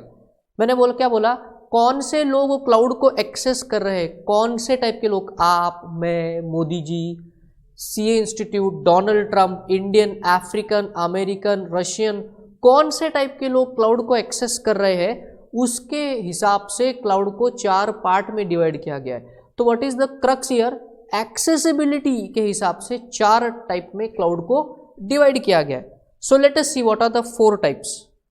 पहला था प्राइवेट क्लाउड, फिर उसके बाद में है पब्लिक क्लाउड, उसके बाद में है कम्युनिटी क्लाउड, और लास्ट में है हाइब्रिड क्लाउड। 4 टाइप कौन कौन से सर, बहुत सिंपल है, private, public, community and hybrid. तो सर हमको सबसे पहला और जो सबसे सिंपल हमको जो समझ में आता है वो है पब्लिक क्लाउड। हम पब्लिक क्लाउड की बात करेंगे। तो सर पब्लिक क्लाउड, अभी हाँ एक इंपॉर्टेंट चीज, ठीक है, क्योंकि ये सभी क्लाउड कंप्यूटिंग के टाइप्स है तो इन सभी में वो गुण तो है ही। सर कौन से गुणों की बात कर रहे हो आप, अभी नहीं आंसर पढ़ा था, public relationship officer, paper use, elasticity, scalability, वो सारे के सारे 6 पॉइंट्स इन चारों क्लाउड कंप्यूटिंग में तो है ही, बट इनके क्लासिफिकेशन के हिसाब से इनमें कुछ स्पेशल और गुण भी है। मैं रिपीट करूंगा, ये जो 4 टाइप के क्लाउड है, पब्लिक, प्राइवेट, कम्युनिटी, हाइब्रिड, इन सभी टाइप के क्लाउड में वो जो पीछे आंसर देखा ना पब्लिक रिलेशनशिप वाला, वो चारों में, इन चारों में वो 6 पॉइंट तो है ही, प्लस इन चारों में अपने अलग अलग स्पेशल पॉइंट्स भी हैं। तो सर हमारा फोकस क्या होगा, उन स्पेशल पॉइंट्स को ध्यान रखना, बिकॉज वो जनरल आंसर तो इनको एप्लीकेबल है ही, प्लस इनके अपने अलग स्पेशल पॉइंट्स है। आंसर समझ में आ रहा है, कॉन्सेप्ट समझ में आ रहा है। अभी वो टाइप क्या है वो मैंने आपको नहीं समझाया, मैं सिर्फ एक ओवरव्यू आपको दे रहा हूँ। Getting that point. अब बात करेंगे सबसे पहले पब्लिक क्लाउड की। तो सर पब्लिक क्लाउड क्या क्लाउड है? Answer is yes. मतलब क्या सर पब्लिक क्लाउड में भी एनी टाइम एनीवेयर एक्सेस है? हाँ है। स्टैंडर्ड ऑपरेटिंग प्रोसीजर है? हाँ है। You need an internet to connect? Yes. और क्या था sir? Any time anywhere access. और पब्लिक रिलेशनशिप ऑफिसर वाला सारा आंसर इस पब्लिक क्लाउड में एप्लीकेबल है ही। तो सर फिर इसमें नया क्या है? पब्लिक क्लाउड वो क्लाउड है जिसको कोई भी एक्सेस कर सकता है। मैंने बताया आपको क्लासिफिकेशन किस पे बेस्ड है? एक्सेसिबिलिटी पे। तो पब्लिक क्लाउड सर कौन सा क्लाउड है? ऐसा क्लाउड जिसको कोई भी एक्सेस कर सकता है। सर मैं एक्सेस कर सकता हूं, आप एक्सेस कर सकते हो, आपके पापा मम्मी एक्सेस कर सकते हैं, मेरे पापा मम्मी एक्सेस कर सकते हैं, भारत की पूरी जनता 125 करोड़ देशवासी उस क्लाउड को एक्सेस कर सकते हैं, इवन डोनाल्ड ट्रंप उस क्लाउड को एक्सेस कर सकता है। ऐसा क्लाउड जिसको पूरी दुनिया जनरल पब्लिक एक्सेस कर सकती, there is no restriction, anybody can access. ऐसे क्लाउड को हम लोग क्या बोलते हैं? Public cloud. Sir what are the various example? एक एग्जांपल हम ऑलरेडी ले ही रहे कितने टाइम से, जीमेल। क्या जीमेल में ऐसी रोक टोक है क्या? क्या इंडिया वाले एक्सेस नहीं करेंगे, पाकिस्तान बैन, हाँ रशिया वाले के लिए अलग एक्सेस? ऐसा नहीं है, anybody can access. Another example sir Google drive. Google drive, sir Google drive को कोई भी एक्सेस कर सकता है क्या? आंसर इज यस, कोई भी एक्सेस कर सकता है। Another example of a very famous example, AWS, Amazon web services. Amazon.com का नाम सुना है अपने इंडिया में? That is Amazon.in। तो Amazon.com का, Amazon इस कंपनी का एक और सिस्टर कंसर्न है जिसका नाम है Amazon वेब सर्विसेज। और ये जो सिस्टर कंसर्न है इनका काम है लोगों को क्लाउड कंप्यूटिंग की सर्विस देना। जी हाँ, इनका क्या काम है? क्लाउड कंप्यूटिंग की सर्विस देना। तो ये जो Amazon वेब सर्विसेज है AWS, it is also an example of a public cloud. इसको मैं भी एक्सेस कर सकता हूँ, आप भी एक्सेस कर सकते हो, ICI भी एक्सेस कर सकती है, आपके घर वाले भी एक्सेस कर सकते हैं, आपका बाजू वाला भी एक्सेस कर सकता है। Anybody in this world can access AWS, इसलिए हम उसको क्या बोलेंगे? Public cloud. चलिए आपको AWS के साइट पे मैं ले जाता हूँ। कहाँ चला गया?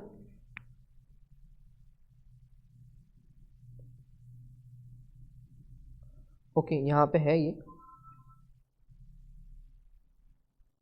आई will just take you to AWS का साइट, ठीक है?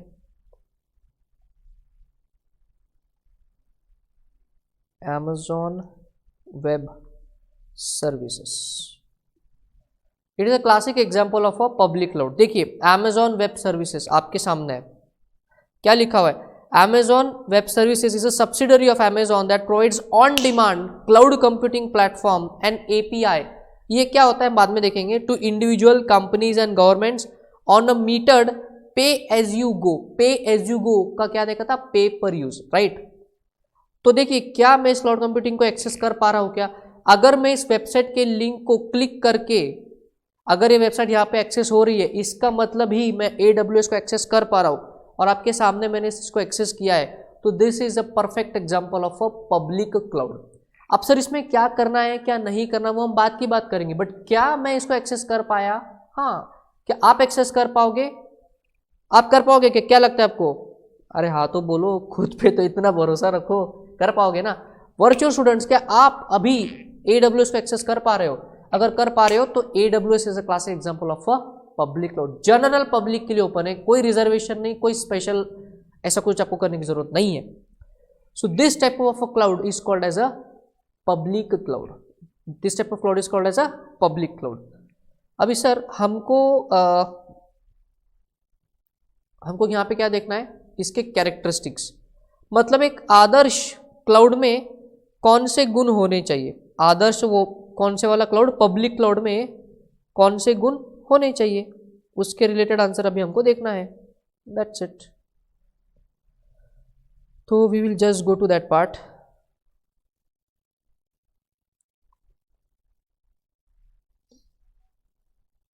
Characteristics of a public cloud. Sir characteristics का मीनिंग क्या होता है?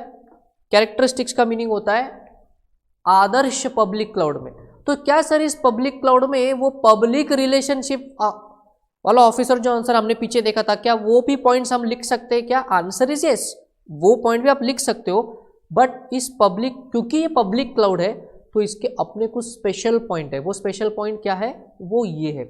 सो लेट अस सी, सबसे पहला पॉइंट दिख रहा है highly scalable. Sir highly scalable के मतलब का क्या? वही अपना पॉइंट इलास्टिसिटी, स्केलेबिलिटी। अभी थोड़ी देर पहले मैंने आपको बताया था इलास्टिसिटी एंड स्केलेबिलिटी का मतलब क्या होता है?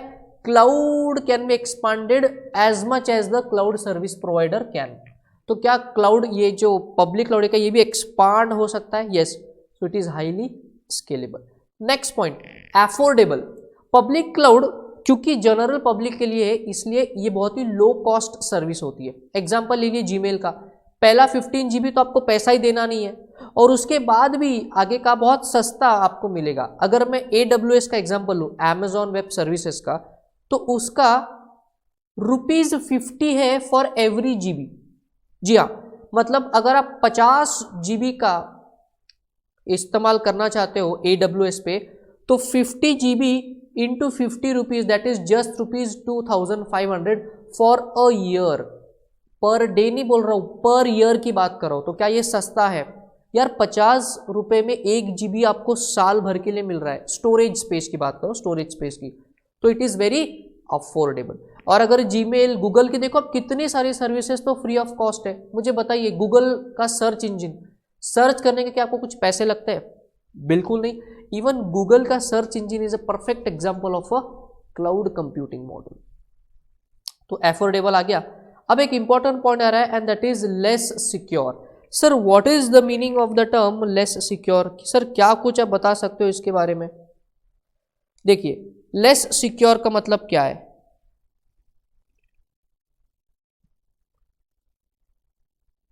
ओके, यहां पे देखिए मैं इस पॉइंट को एक्सप्लेन कर रहा हूं। व्हाट हैपन, ये यूज क्यों नहीं हो रहा है? ओके, लेस सिक्योर, मैं इसको एक्सप्लेन करो, ठीक है। Less secure is all about and everything to do with data protection. Everything to do with data protection. Sir इसका क्या मतलब है? जीमेल में क्या आपका पर्सनल डेटा है? हाँ, आपके ईमेल्स है, आपका फोटो है। जीमेल को ओपन करते हो, आपने अपना डेट ऑफ बर्थ दिया है, फिर मेल फीमेल आपका जेंडर भी आपने बताया हुआ, तो क्या आपका पर्सनल डेटा है वहाँ पे? Answer is yes.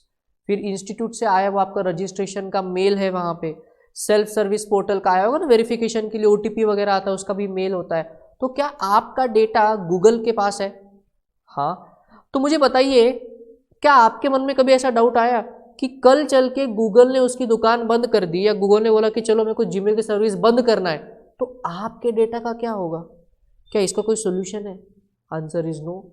आपने अभी ऐसा कभी, सर ऐसा तो डाउट ही नहीं आया हमारे मन में, क्यों नहीं आया? Because Google is a reputed company. But क्या रिस्क है? क्या उधर रिस्क है ना, आपका पर्सनल डेटा किसी और के पास है। अपने जीमेल के एग्जांपल में आपका डेटा किधर है? US में है, गूगल के पास। तो अगर सपोज अभी जैसा पीछे हो गई थी situations, America versus south Korea, अगर ये नॉर्थ कोरिया, साउथ कोरिया जो भी है, अगर इनमें न्यूक्लियर वॉर होता है और उन्होंने अमेरिका को बम पाड़ के उड़ा दिया, तो अगर अमेरिका उड़ गया तो क्या गूगल का सर्वर भी उड़ जाएंगे? Answer is yes. और अगर गूगल के सर्वर उड़ गए तो आपके डेटा का क्या होगा? आपका डेटा भी गया। तो डेटा प्रोटेक्शन के नजरिए से public cloud is less secure, because data आपके कंट्रोल में नहीं है। डेटा किसके कंट्रोल में है? गूगल के कंट्रोल में है। AWS, आपको मैं एग्जांपल दे दूं, रिलायंस जो कंपनी अपने इंडिया की सबसे बड़ी कॉन्ग्लोमरेट, रिलायंस ने अपना 75% अपना डेटा कहाँ पे रखा हुआ है? AWS के सर्वर पे। मतलब कल चल के अगर अमेजॉन कंपनी बैंकरप्ट हो जाए, कल चल के अमेजॉन की कंपनी बर्बाद हो जाए, सर्वर टूट जाए, खराब हो जाए, तो मुकेश अंबानी रोएंगे, ओ हो क्या हो गया, क्योंकि उनका 75% डेटा किधर है? अमेजॉन के पास। सो क्या डेटा सिक्योरिटी को लेकर के थोड़ा सा लेस सिक्योर है? Answer is yes. Sir reason क्या है? आपका डेटा किसी और के पास है और वो कोई और आपके कंट्रोल से बाहर है। अगला, हाईली अवेलेबल। हाईली अवेलेबल का मतलब है ऑन डिमांड सर्विस। देखा था ना पेपर यूज के इसमें ऑन डिमांड। तो हाईली अवेलेबल का मतलब क्या है सर? ये जो सर्विस है ये जीरो डाउन टाइम पे काम करता है, मजबूत है, रेसिलियंट सर्विस है, ऑन डिमांड है। मतलब ऐसा है क्या कभी कि जीमेल को छुट्टी है, गूगल का सर्च इंजन नहीं चल रहा, ऐसा नहीं होता।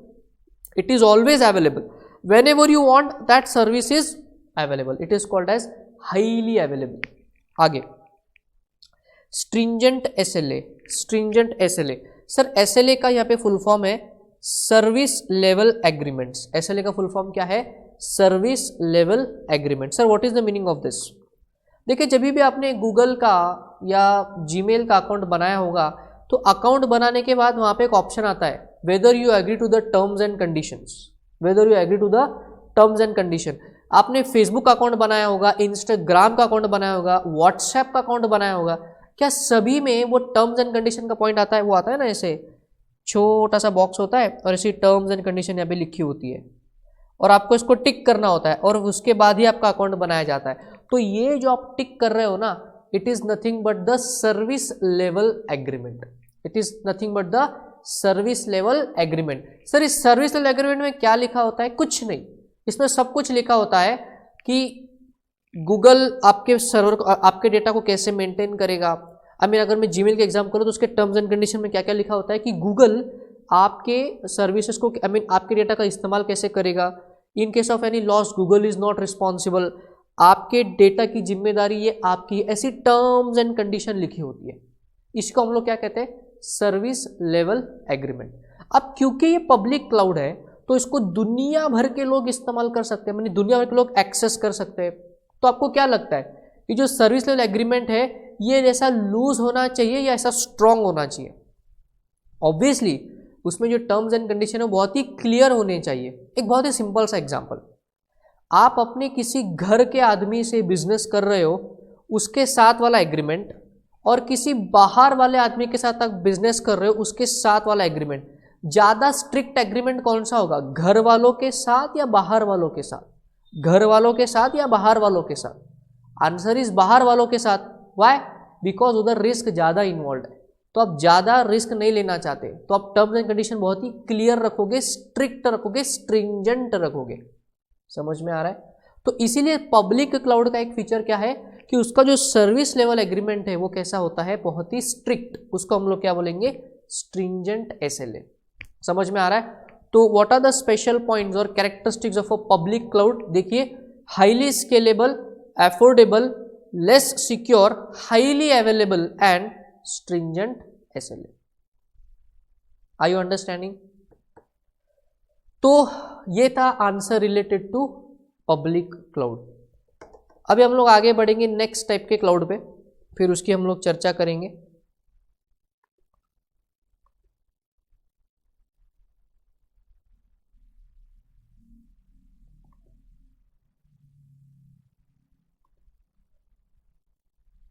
समझ में आ रहा है? अरे हाँ या ना? रीडिंग का टाइम मिलेगा आपको, आराम से इसको रीड करें ना, पहले हम कॉन्सेप्ट को सीख लेते हैं, ठीक है? तो ये थी अब तक की कहानी about related to public cloud. अब सर बात किसकी करेंगे हम? प्राइवेट क्लाउड की। Private cloud. तो sir what is a private cloud? Private cloud is opposite of public cloud. इसके नाम में लिखा हुआ है, प्राइवेट क्लाउड एक ऐसा क्लाउड है कि जहां जिस क्लाउड को एक्सेस सिर्फ प्राइवेट लोग करेंगे। मेरा अपना क्लाउड, मेरा अपना क्लाउड, इसको कोई और एक्सेस नहीं करेगा, सिर्फ मैं ही एक्सेस करूंगा, मैं या मेरे ऑर्गेनाइजेशन के लोग उसको एक्सेस करेंगे। इस टाइप के क्लाउड को हम क्या बोलेंगे? Private cloud. Let us take an example. अभी हमारे क्लासेस है रचेंद्र मुंदड़ास क्लासेस। अभी हमने क्या करा? हमने अपना एक सर्वर बनाया। Let us take an example कि क्या करा, हमने अपना एक सर्वर खुद खरीद लिया, ठीक है? उस सर्वर को हमने EIS से जोड़ दिया, ठीक है? हमने क्या करा, उस सर्वर को हमने इंटरनेट से जोड़ दिया। अभी हो क्या रहा है कि उस सर्वर को, उस क्लाउड सर्वर को एक्सेस कौन कर रहा है? मैं या मेरे ऑर्गेनाइजेशन के लोग। आपको इसका एक्सेस नहीं है, नरेंद्र मोदी जी को इसका एक्सेस नहीं है, डोनाल्ड ट्रंप को इसका एक्सेस नहीं है। तो इस टाइप के क्लाउड को हम लोग क्या बोलेंगे? भले ही वो इंटरनेट पे है बट उसको एक्सेस कौन कर रहा है? मैं या मेरे ऑर्गेनाइजेशन के लोग। तो भाई इस टाइप के क्लाउड को हम लोग क्या बोलेंगे? Private cloud. इसको हम लोग क्या बोलेंगे? Private cloud. आ रहा है समझ में? पब्लिक क्लाउड में क्या हो रहा था sir, anybody was able to access. Private cloud में क्या हो रहा है, मैं या मेरे ही ऑर्गेनाइजेशन के लोग अगर उस क्लाउड को एक्सेस कर पा रहे हैं तो ऐसे क्लाउड को हम लोग क्या बोलेंगे, प्राइवेट क्लाउड। आ रही है बात समझ में? इसलिए आपको पहले मैंने पब्लिक समझाया ताकि फिर प्राइवेट का वो इफेक्ट आपको पता चले। तो now let us go to some important points as far as your private cloud is concern. Let us say characteristics of a private cloud. देखिए स्क्रीन पे जरा क्या दिख रहा है आपको, इसको जरा मैं ये कर दूं। प्राइवेट क्लाउड की बातें हो रही है यहां पे। तो सबसे पहले बात होगी सिक्योर। पब्लिक क्लाउड में क्या था, लेस सिक्योर। प्राइवेट क्लाउड में क्या है, सिक्योर। सर ऐसा क्यों? बिकॉज प्राइवेट क्लाउड में एक्सेस कौन कर रहा है, मैं। इस क्लाउड को बनाया किसने है, मैंने। इसके ऊपर का जो डेटा है इसको कौन एक्सेस कर रहा है, मैं या मेरे ऑर्गेनाइजेशन के लोग। तो क्योंकि ये डेटा मेरे ही कंट्रोल में है, इसको मैं ही एक्सेस कर रहा हूं, तो थर्ड पार्टी का कोई लेना देना नहीं है। तो as compare to public cloud data protection ज्यादा किधर है, डेटा ज्यादा प्रोटेक्टेड कहां है, प्राइवेट क्लाउड में। इसलिए आपको ऑप्शन आंसर क्या दिख रहा है, सिक्योर। नेक्स्ट ऑप्शन आपको दिख रहा है central control. Sir what is the meaning of the term central control? Central control का मीनिंग है कि ये जो क्लाउड मैंने बनाया है इसका मैनेजमेंट कौन देखने वाला है, मैं। इसके ऊपर का जो डेटा पॉलिसी है इसको एक्सेस कौन करेगा, इसका मेंटेनेंस कौन करने वाला हो, मैं करने वाला हूं। तो ये क्लाउड क्या पूरी तरह मेरी कंट्रोल में है, क्या पूरी तरह मेरे ऑर्गेनाइजेशन के पावर में है? Answer is yes. So the control is central control, one handed control, because ये प्राइवेट है, बिकॉज ये प्राइवेट है।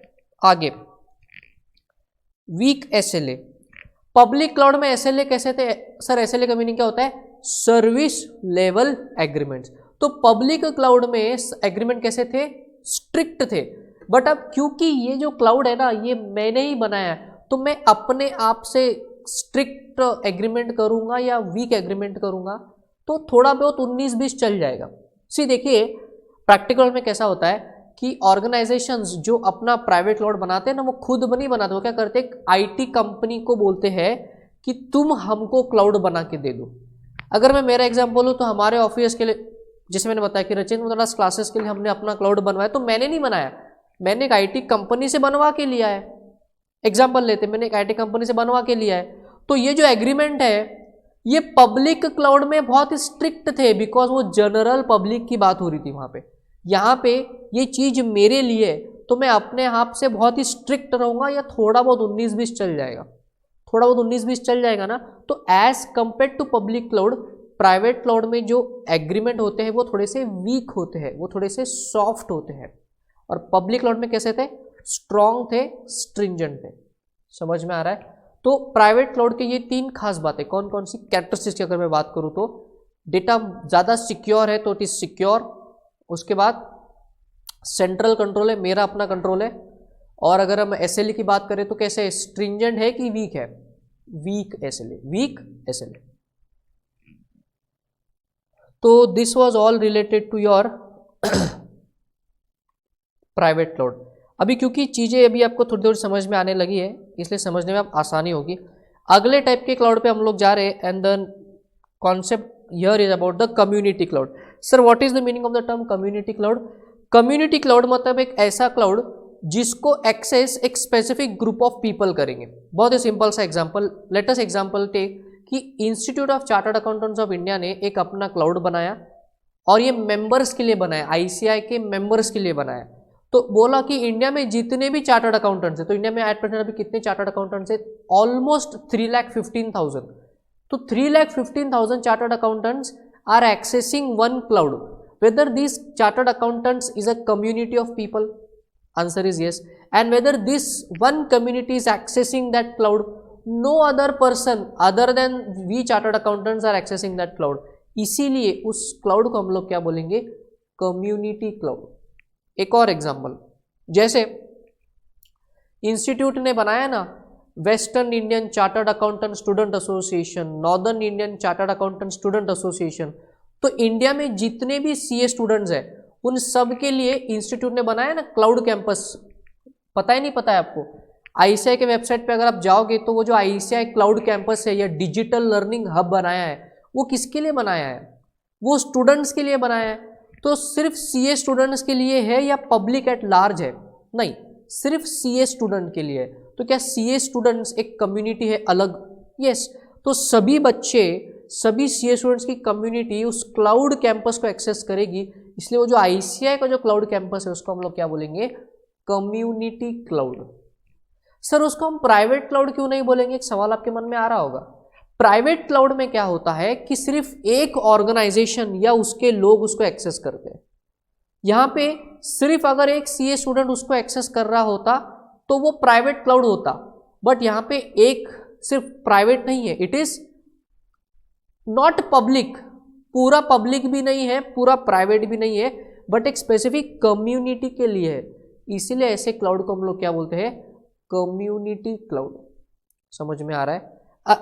अनदर एग्जाम्पल, सभी चार्टर्ड अकाउंट मतलब सभी क्लासेस वाले जो सीए, सभी हम फैकल्टी ने सोचा कि बच्चों के भलों के लिए सारे वर्चुअल लेक्चर एक सर्वर पे अपलोड करेंगे सभी फैकल्टीज के सारे सब्जेक्ट्स के, और उसको हम लोग इस्तेमाल करेंगे सिर्फ सीए क्लासेस रिलेटेड फैकल्टीज। तो हम जो सारे फैकल्टीज है, वी फैकल्टीज, हम सारे faculties, whether we are a community, answer is yes, and whether we are accessing that cloud, so that cloud will become a community cloud. मैंने पहले आपको बताया कि एक्सेसिबिलिटी के ऊपर ये क्लासिफिकेशन जो है वो बेस्ड है। अब चलिए हम लोग क्या देखना है सर? हम लोग क्या करेंगे कि आज के लिए हाइब्रिड क्लाउड को देखेंगे, उसके कैरेक्टरिस्टिक्स देखेंगे, और फिर हम आज का क्लास को एंड करेंगे, right? So will come to the special points for community cloud, right? So we come to the characteristics of community cloud. Let us see what are the various and important points of a community cloud. सबसे पहला और अच्छा point, collaborative and distributive maintenance. Collaborative and distributive maintenance, यहां पे बात हो रही है वेरिएबल कॉस्ट की। यहां पे बात हो रही है वेरिएबल कॉस्ट की।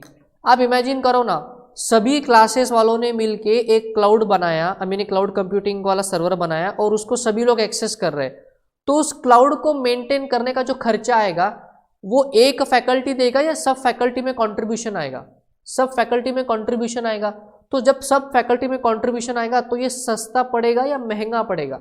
ऑब्वियसली मेंटेनेंस जो है वो सस्ता पड़ेगा। तो कोलैबोरेटिव एंड डिस्ट्रीब्यूटिव मेंटेनेंस, समझ में आ रहा है? Are you understanding this? Answer is yes. एक और एग्जांपल, अभी आईसीआई ने सभी स्टूडेंट्स के लिए आईसीआई क्लाउड कैंपस बनाया है। तो आपसे रजिस्ट्रेशन की फी ली जाती है, आपसे एग्जामिनेशन की फीस ली जाती है। तो ये जो पैसा है ये आपके लिए ही इस्तेमाल किया जाता है। तो वो जो आईसीआई क्लाउड कैंपस बना है ये स्टूडेंट से जो फीस आई है उसी से बना हुआ है। अ part of that is made out of that. तो उसका खर्चा एक बच्चे पे आया या सभी बच्चों में डिस्ट्रीब्यूट हुआ है? सभी बच्चों में डिस्ट्रीब्यूट हुआ है। तो ये क्या है sir? Collaborative and distributive maintenance. आ रहा है पॉइंट समझ में? Very good. आगे बात करेंगे पार्शियली सिक्योर। अभी आपको इस पॉइंट को समझना है, पब्लिक क्लाउड से भी कंपेयर करना है, प्राइवेट क्लाउड से भी कंपेयर करना है। Late us first compare with public cloud. Public cloud में हमने इस पॉइंट को क्या देखा था? डेटा वहां पे ज्यादा प्रोटेक्टेड है या ज्यादा प्रॉब्लम है डेटा का? सिक्योरिटी को लेके प्रॉब्लम किधर ज्यादा है? पब्लिक क्लाउड में। Because why? जनरल पब्लिक है, उधर कोई भी एक्सेस कर सकता है, तो कोई भी हैकिंग भी कर सकता है। तो सिक्योरिटी का प्रॉब्लम किधर है? हाईएस्ट लेवल पे पब्लिक क्लाउड में। प्राइवेट क्लाउड की बात करेंगे। प्राइवेट क्लाउड में क्या हो रहा था? अब भी हमने देखा प्राइवेट क्लाउड का एक पॉइंट क्या था? Data is secure. सिक्योरिटी सबसे ज्यादा किधर है डेटा की? प्राइवेट क्लाउड में। पब्लिक क्लाउड में सबसे कम है, प्राइवेट क्लाउड में सबसे अच्छी है। तो कम्युनिटी क्लाउड में कैसा है? पब्लिक क्लाउड के हिसाब से खतरा कम है, बट प्राइवेट क्लाउड के हिसाब से खतरा ज्यादा है। तो जो बीच का रास्ता है उसको क्या नाम दिया गया? Partially secure. आ रहा है पॉइंट समझ में? Very good. आगे बढ़ेंगे। कॉस्ट इफेक्टिव का यहाँ पे मतलब है फिक्स्ड कॉस्ट। फिक्स्ड कॉस्ट, क्या आप जानते हैं बेसिक सर्वर अगर आप लेने जाते हो मार्केट में तो आपको कितना खर्चा आएगा? मोटा मोटी तौर पे 35,000 रुपीज़ का एक सर्वर आता है। अब सोचो ICI ने क्लाउड कैंपस बनाया है तो कितने सारे सर्वर लगे होंगे, कम से कम 50 से 60 सर्वर तो लगे ही होंगे। तो लगा लो हिसाब, 50 से 60 सर्वर इंटू 35,000 रुपीज़ पर सर्वर। तो ये जो फिक्स्ड कॉस्ट है ये कम्युनिटी क्लाउड में, ये फिक्स्ड कॉस्ट सब में बटी जाती है। तरबूज कटेगा तो सब में बटेगा। समझ में आ रहा है डायलॉग? तरबूज कटेगा तो सब में बटेगा। आप जाते हो ना, मतलब एक ट्रक एक बंदे ने लिया और वही ट्रक का कंट्रीब्यूशन 100 लोगों ने दिया। ज़्यादा सस्ता कौन सा है, कंट्रीब्यूशन या इंडिविजुअल इन्वेस्टमेंट? कंट्रीब्यूशन। तो भले ही बात मेंटेनेंस की आए, भले ही बात परचेसिंग की आए, कम्युनिटी क्लाउड जो है वो हमेशा सस्ता होता है। Because Y?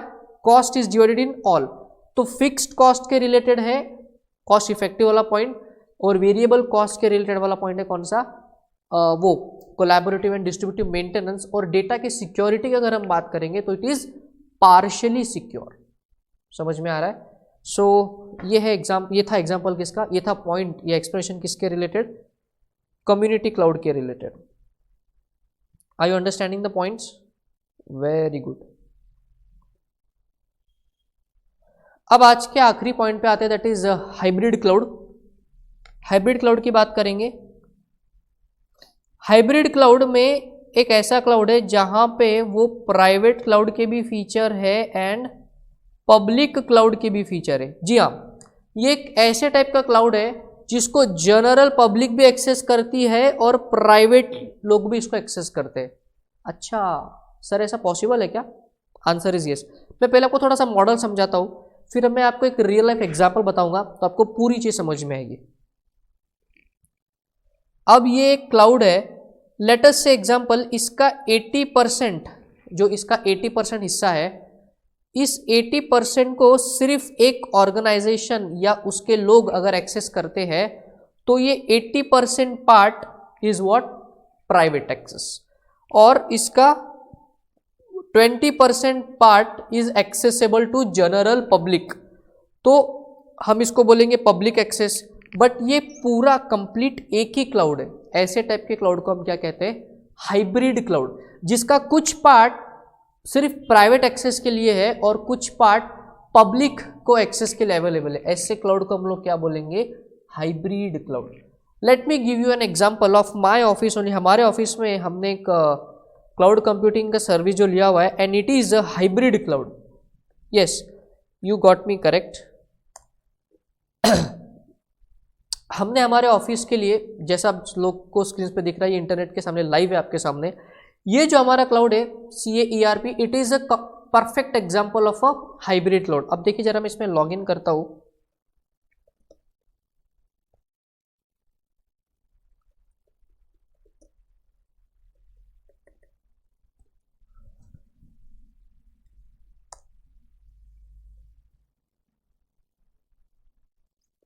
सबसे पहले तो क्या ये क्लाउड है, answer is yes, any time anywhere accessible, common storage space, you need a network to connect and standard operating procedure. तो बेसिकली ये क्या है, ये मेरे ऑफिस का क्लाउड है जहाँ पे हमारे क्लाइंट्स के रिलेटेड भी डेटा है, हमारे जो वर्किंग करते हैं हम क्लाइंट्स के लिए वो भी सारा यहाँ पे अवेलेबल है। जैसा कि आप लोग देख पा रहे हो, देखिए tan application, auditing, statutory audit, network certificates, ये सारे प्रैक्टिसिंग CA के ऑफिस में होने वाले काम है। तो यहाँ पे इस क्लाउड में मेरे ऑफिस का डेटा है, इसको एक्सेस आपके सामने मैंने किया, इसको आप एक्सेस नहीं कर सकते क्योंकि आपके पास लॉगिन आईडी पासवर्ड नहीं है और ना ही आपको मैं देने वाला हूँ। इसको एक्सेस मैं कर सकता हूँ या मेरे ऑर्गेनाइजेशन के लोग कर सकते हैं। सो ये प्राइवेट क्लाउड के जैसा लग रहा है, बट अभी रुकिए, यहाँ पे देखिए आपको एक ऑप्शन दिख रहा है कस्टमर्स। क्या दिख रहा है, कस्टमर। लेट अस से मैं कस्टमर पे क्लिक करता हूं और let us see I am going to add a new customer. एक नया क्लाइंट अगर मेरा बना है और मुझे उसकी इन्फॉर्मेशन यहाँ पे डालनी है, तो यहाँ पे देखिए बहुत सारे फील्ड है, उसका नेम वगैरह एंड सो ऑन। यहाँ पे नीचे एक बहुत इंटरेस्टिंग सा ऑप्शन है, दिख रहा है क्या आपको, क्या दिख रहा है दिस ऑप्शन एनेबल लॉगिन, दिख रहा है आपको, एनेबल लॉगिन। इसका मतलब ये है कि अगर मैं चाहूँ तो इस जो ये है ERP, इसमें मैं डेटा हमारा ऑफिस का तो है ही, प्लस मैं इसको एक्सेस क्लाइंट को भी दे सकता हूँ। Now client is an outside person, client is an inside person और an outside person, he is a third person, he is a third party, outside का पर्सन है, तो हम उसको पब्लिक बोलेंगे। हम उसको क्या बोलेंगे? पब्लिक बोलेंगे। तो आपकी जानकारी के लिए मैं बता दूं, हम हमारे ऑफिस में क्या सिस्टम फॉलो करते हैं, जब भी टैक्स ऑडिट होता है, जब भी ऑडिटिंग का सीजन हो जाता है, तो एक टैक्स ऑडिट रिपोर्ट क्रिएट किया जाता है, उस पर हम लोग सिग्नेचर करते हैं और वो ऑडिट रिपोर्ट क्लाइंट को देना होता है। तो अभी हमने क्या चालू किया है कि वो ऑडिट रिपोर्ट हम लोग इस क्लाउड पे अपलोड करके रख देते हैं और क्लाइंट को उसका लॉगिन दिया हुआ है, वो लॉगिन करके वो कॉपी हमारे इस क्लाउड से डाउनलोड कर लेता है, हमारे इस क्लाउड से डाउनलोड कर लेता है। तो जैसे कि मैंने आपको एग्जांपल दिया कि मेरा ये जो क्लाउड है ना, मेरे इस क्लाउड में क्लाउड का कुछ हिस्सा, अरे ये क्यों सिलेक्ट हो गया,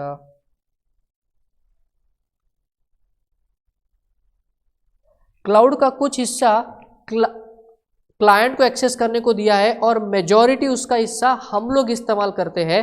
तो because that 80% space is utilise by me and my organisation, it is a private feature. और क्योंकि क्लाइंट को भी हमने एक्सेस दिया है, तो क्लाइंट तो आउटसाइड ऑर्गेनाइजेशन हो गया, I mean outside the organisation वाले बंदे हो गए, पब्लिक का पार्ट हो गए, तो पब्लिक वाला फीचर भी यहाँ पे आ गया है। तो CA/ERP जो अभी मैंने आपको दिखाया, it is a classic example of hybrid cloud, it is a classic example of hybrid cloud. Are you understanding this concept? तो ऐसा क्लाउड जहां पे कुछ पार्ट प्राइवेटली एक्सेसिबल है और कुछ पार्ट पब्लिकली एक्सेसिबल है, और ये है दोनों एक ही क्लाउड, ऐसे क्लाउड को हम लोग क्या बोलते हैं? Hybrid cloud. एग्जाम्पल लिख लेना, ERP CA। आ रहा है समझ में? Very good. अब बारी आती है किसकी? वही अपना characteristics of a hybrid cloud. Any guesses कि भाई इसके आंसर में क्या पॉइंट्स होंगे? चलिए देखते characteristics of a hybrid cloud.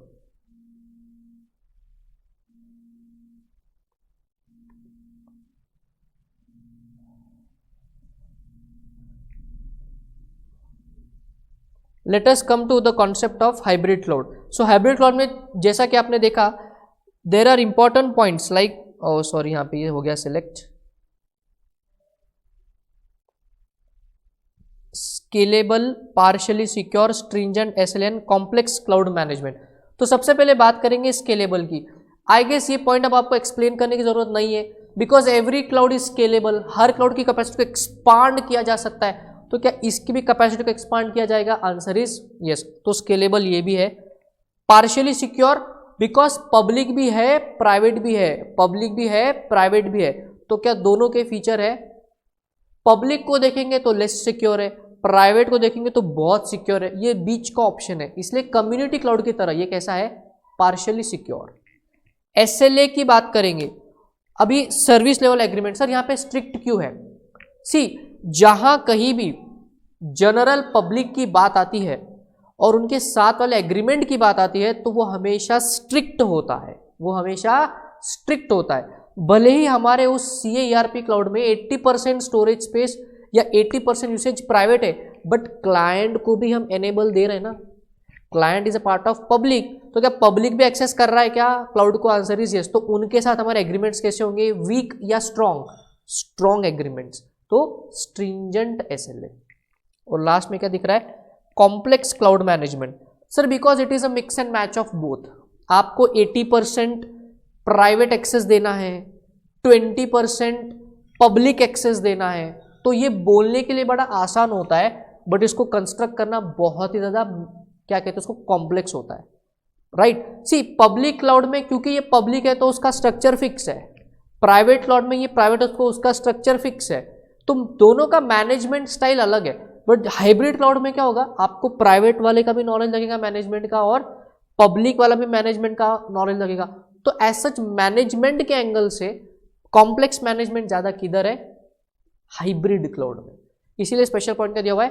Complex cloud management, complex cloud management. Are you understanding? अब आपके मन में आ रहा होगा कि सर एक छोटी सी ट्रिक मैं आपको बताता हूं। तो यहां पे हमने फिनिश किया है बहुत सारा 4 types of cloud, that is private cloud, public cloud, hybrid cloud and community cloud. क्या क्या? Private cloud, public cloud, hybrid cloud and community cloud. तो जैसा कि आपने देखा, हमने सभी का मतलब समझा, सभी का वो कैरेक्टरिस्टिक्स वाला आंसर देखा। एक चीज जो आपके मन में आ रही होगी कि सर अरे क्या हो गया, what about this advantages and disadvantages. तो इसको सेपरेट पढ़ने की आपको जरूरत नहीं है, इसके लिए मैं आपको एक ट्रिक बता देता हूं। कैरेक्टरिस्टिक्स ऑफ पब्लिक क्लाउड जो है उसी में से उसके एडवांटेजेस और डिसएडवांटेजेस निकलेंगे। सर कैसे?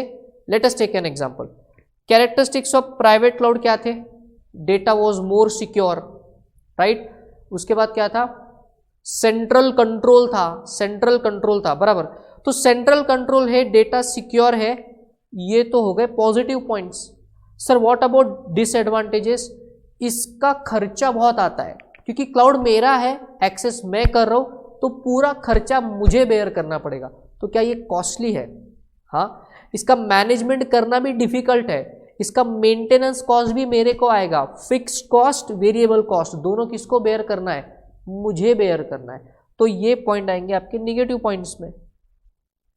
तो अगर आप देखो, तो अगर आपको चारों टाइप के क्लाउड पता है और चारों क्लाउड के सभी कैरेक्टरिस्टिक्स अगर आपको पता है, तो आपको एडवांटेजेस एंड डिसएडवांटेजेस अलग से पढ़ने की जरूरत नहीं है। It is a trick. आपको सिर्फ क्या करना है? कॉन्सेप्ट को याद रखना है, उसके बाद हर एक क्लाउड के अपने कैरेक्टरिस्टिक्स या स्पेशल पॉइंट्स को याद रखना है, और एडवांटेजेस और डिसएडवांटेजेस, उन्हीं कैरेक्टरिस्टिक्स के पॉइंट को एडवांटेजेस और डिसएडवांटेज के हिसाब से आपको लिखना है। कर पाओगे आराम से? इसको आराम से रीड करना, प्रॉपरली आपका हो जाएगा। ठीक है, तो बस आज के लिए इतना ही। Thank you.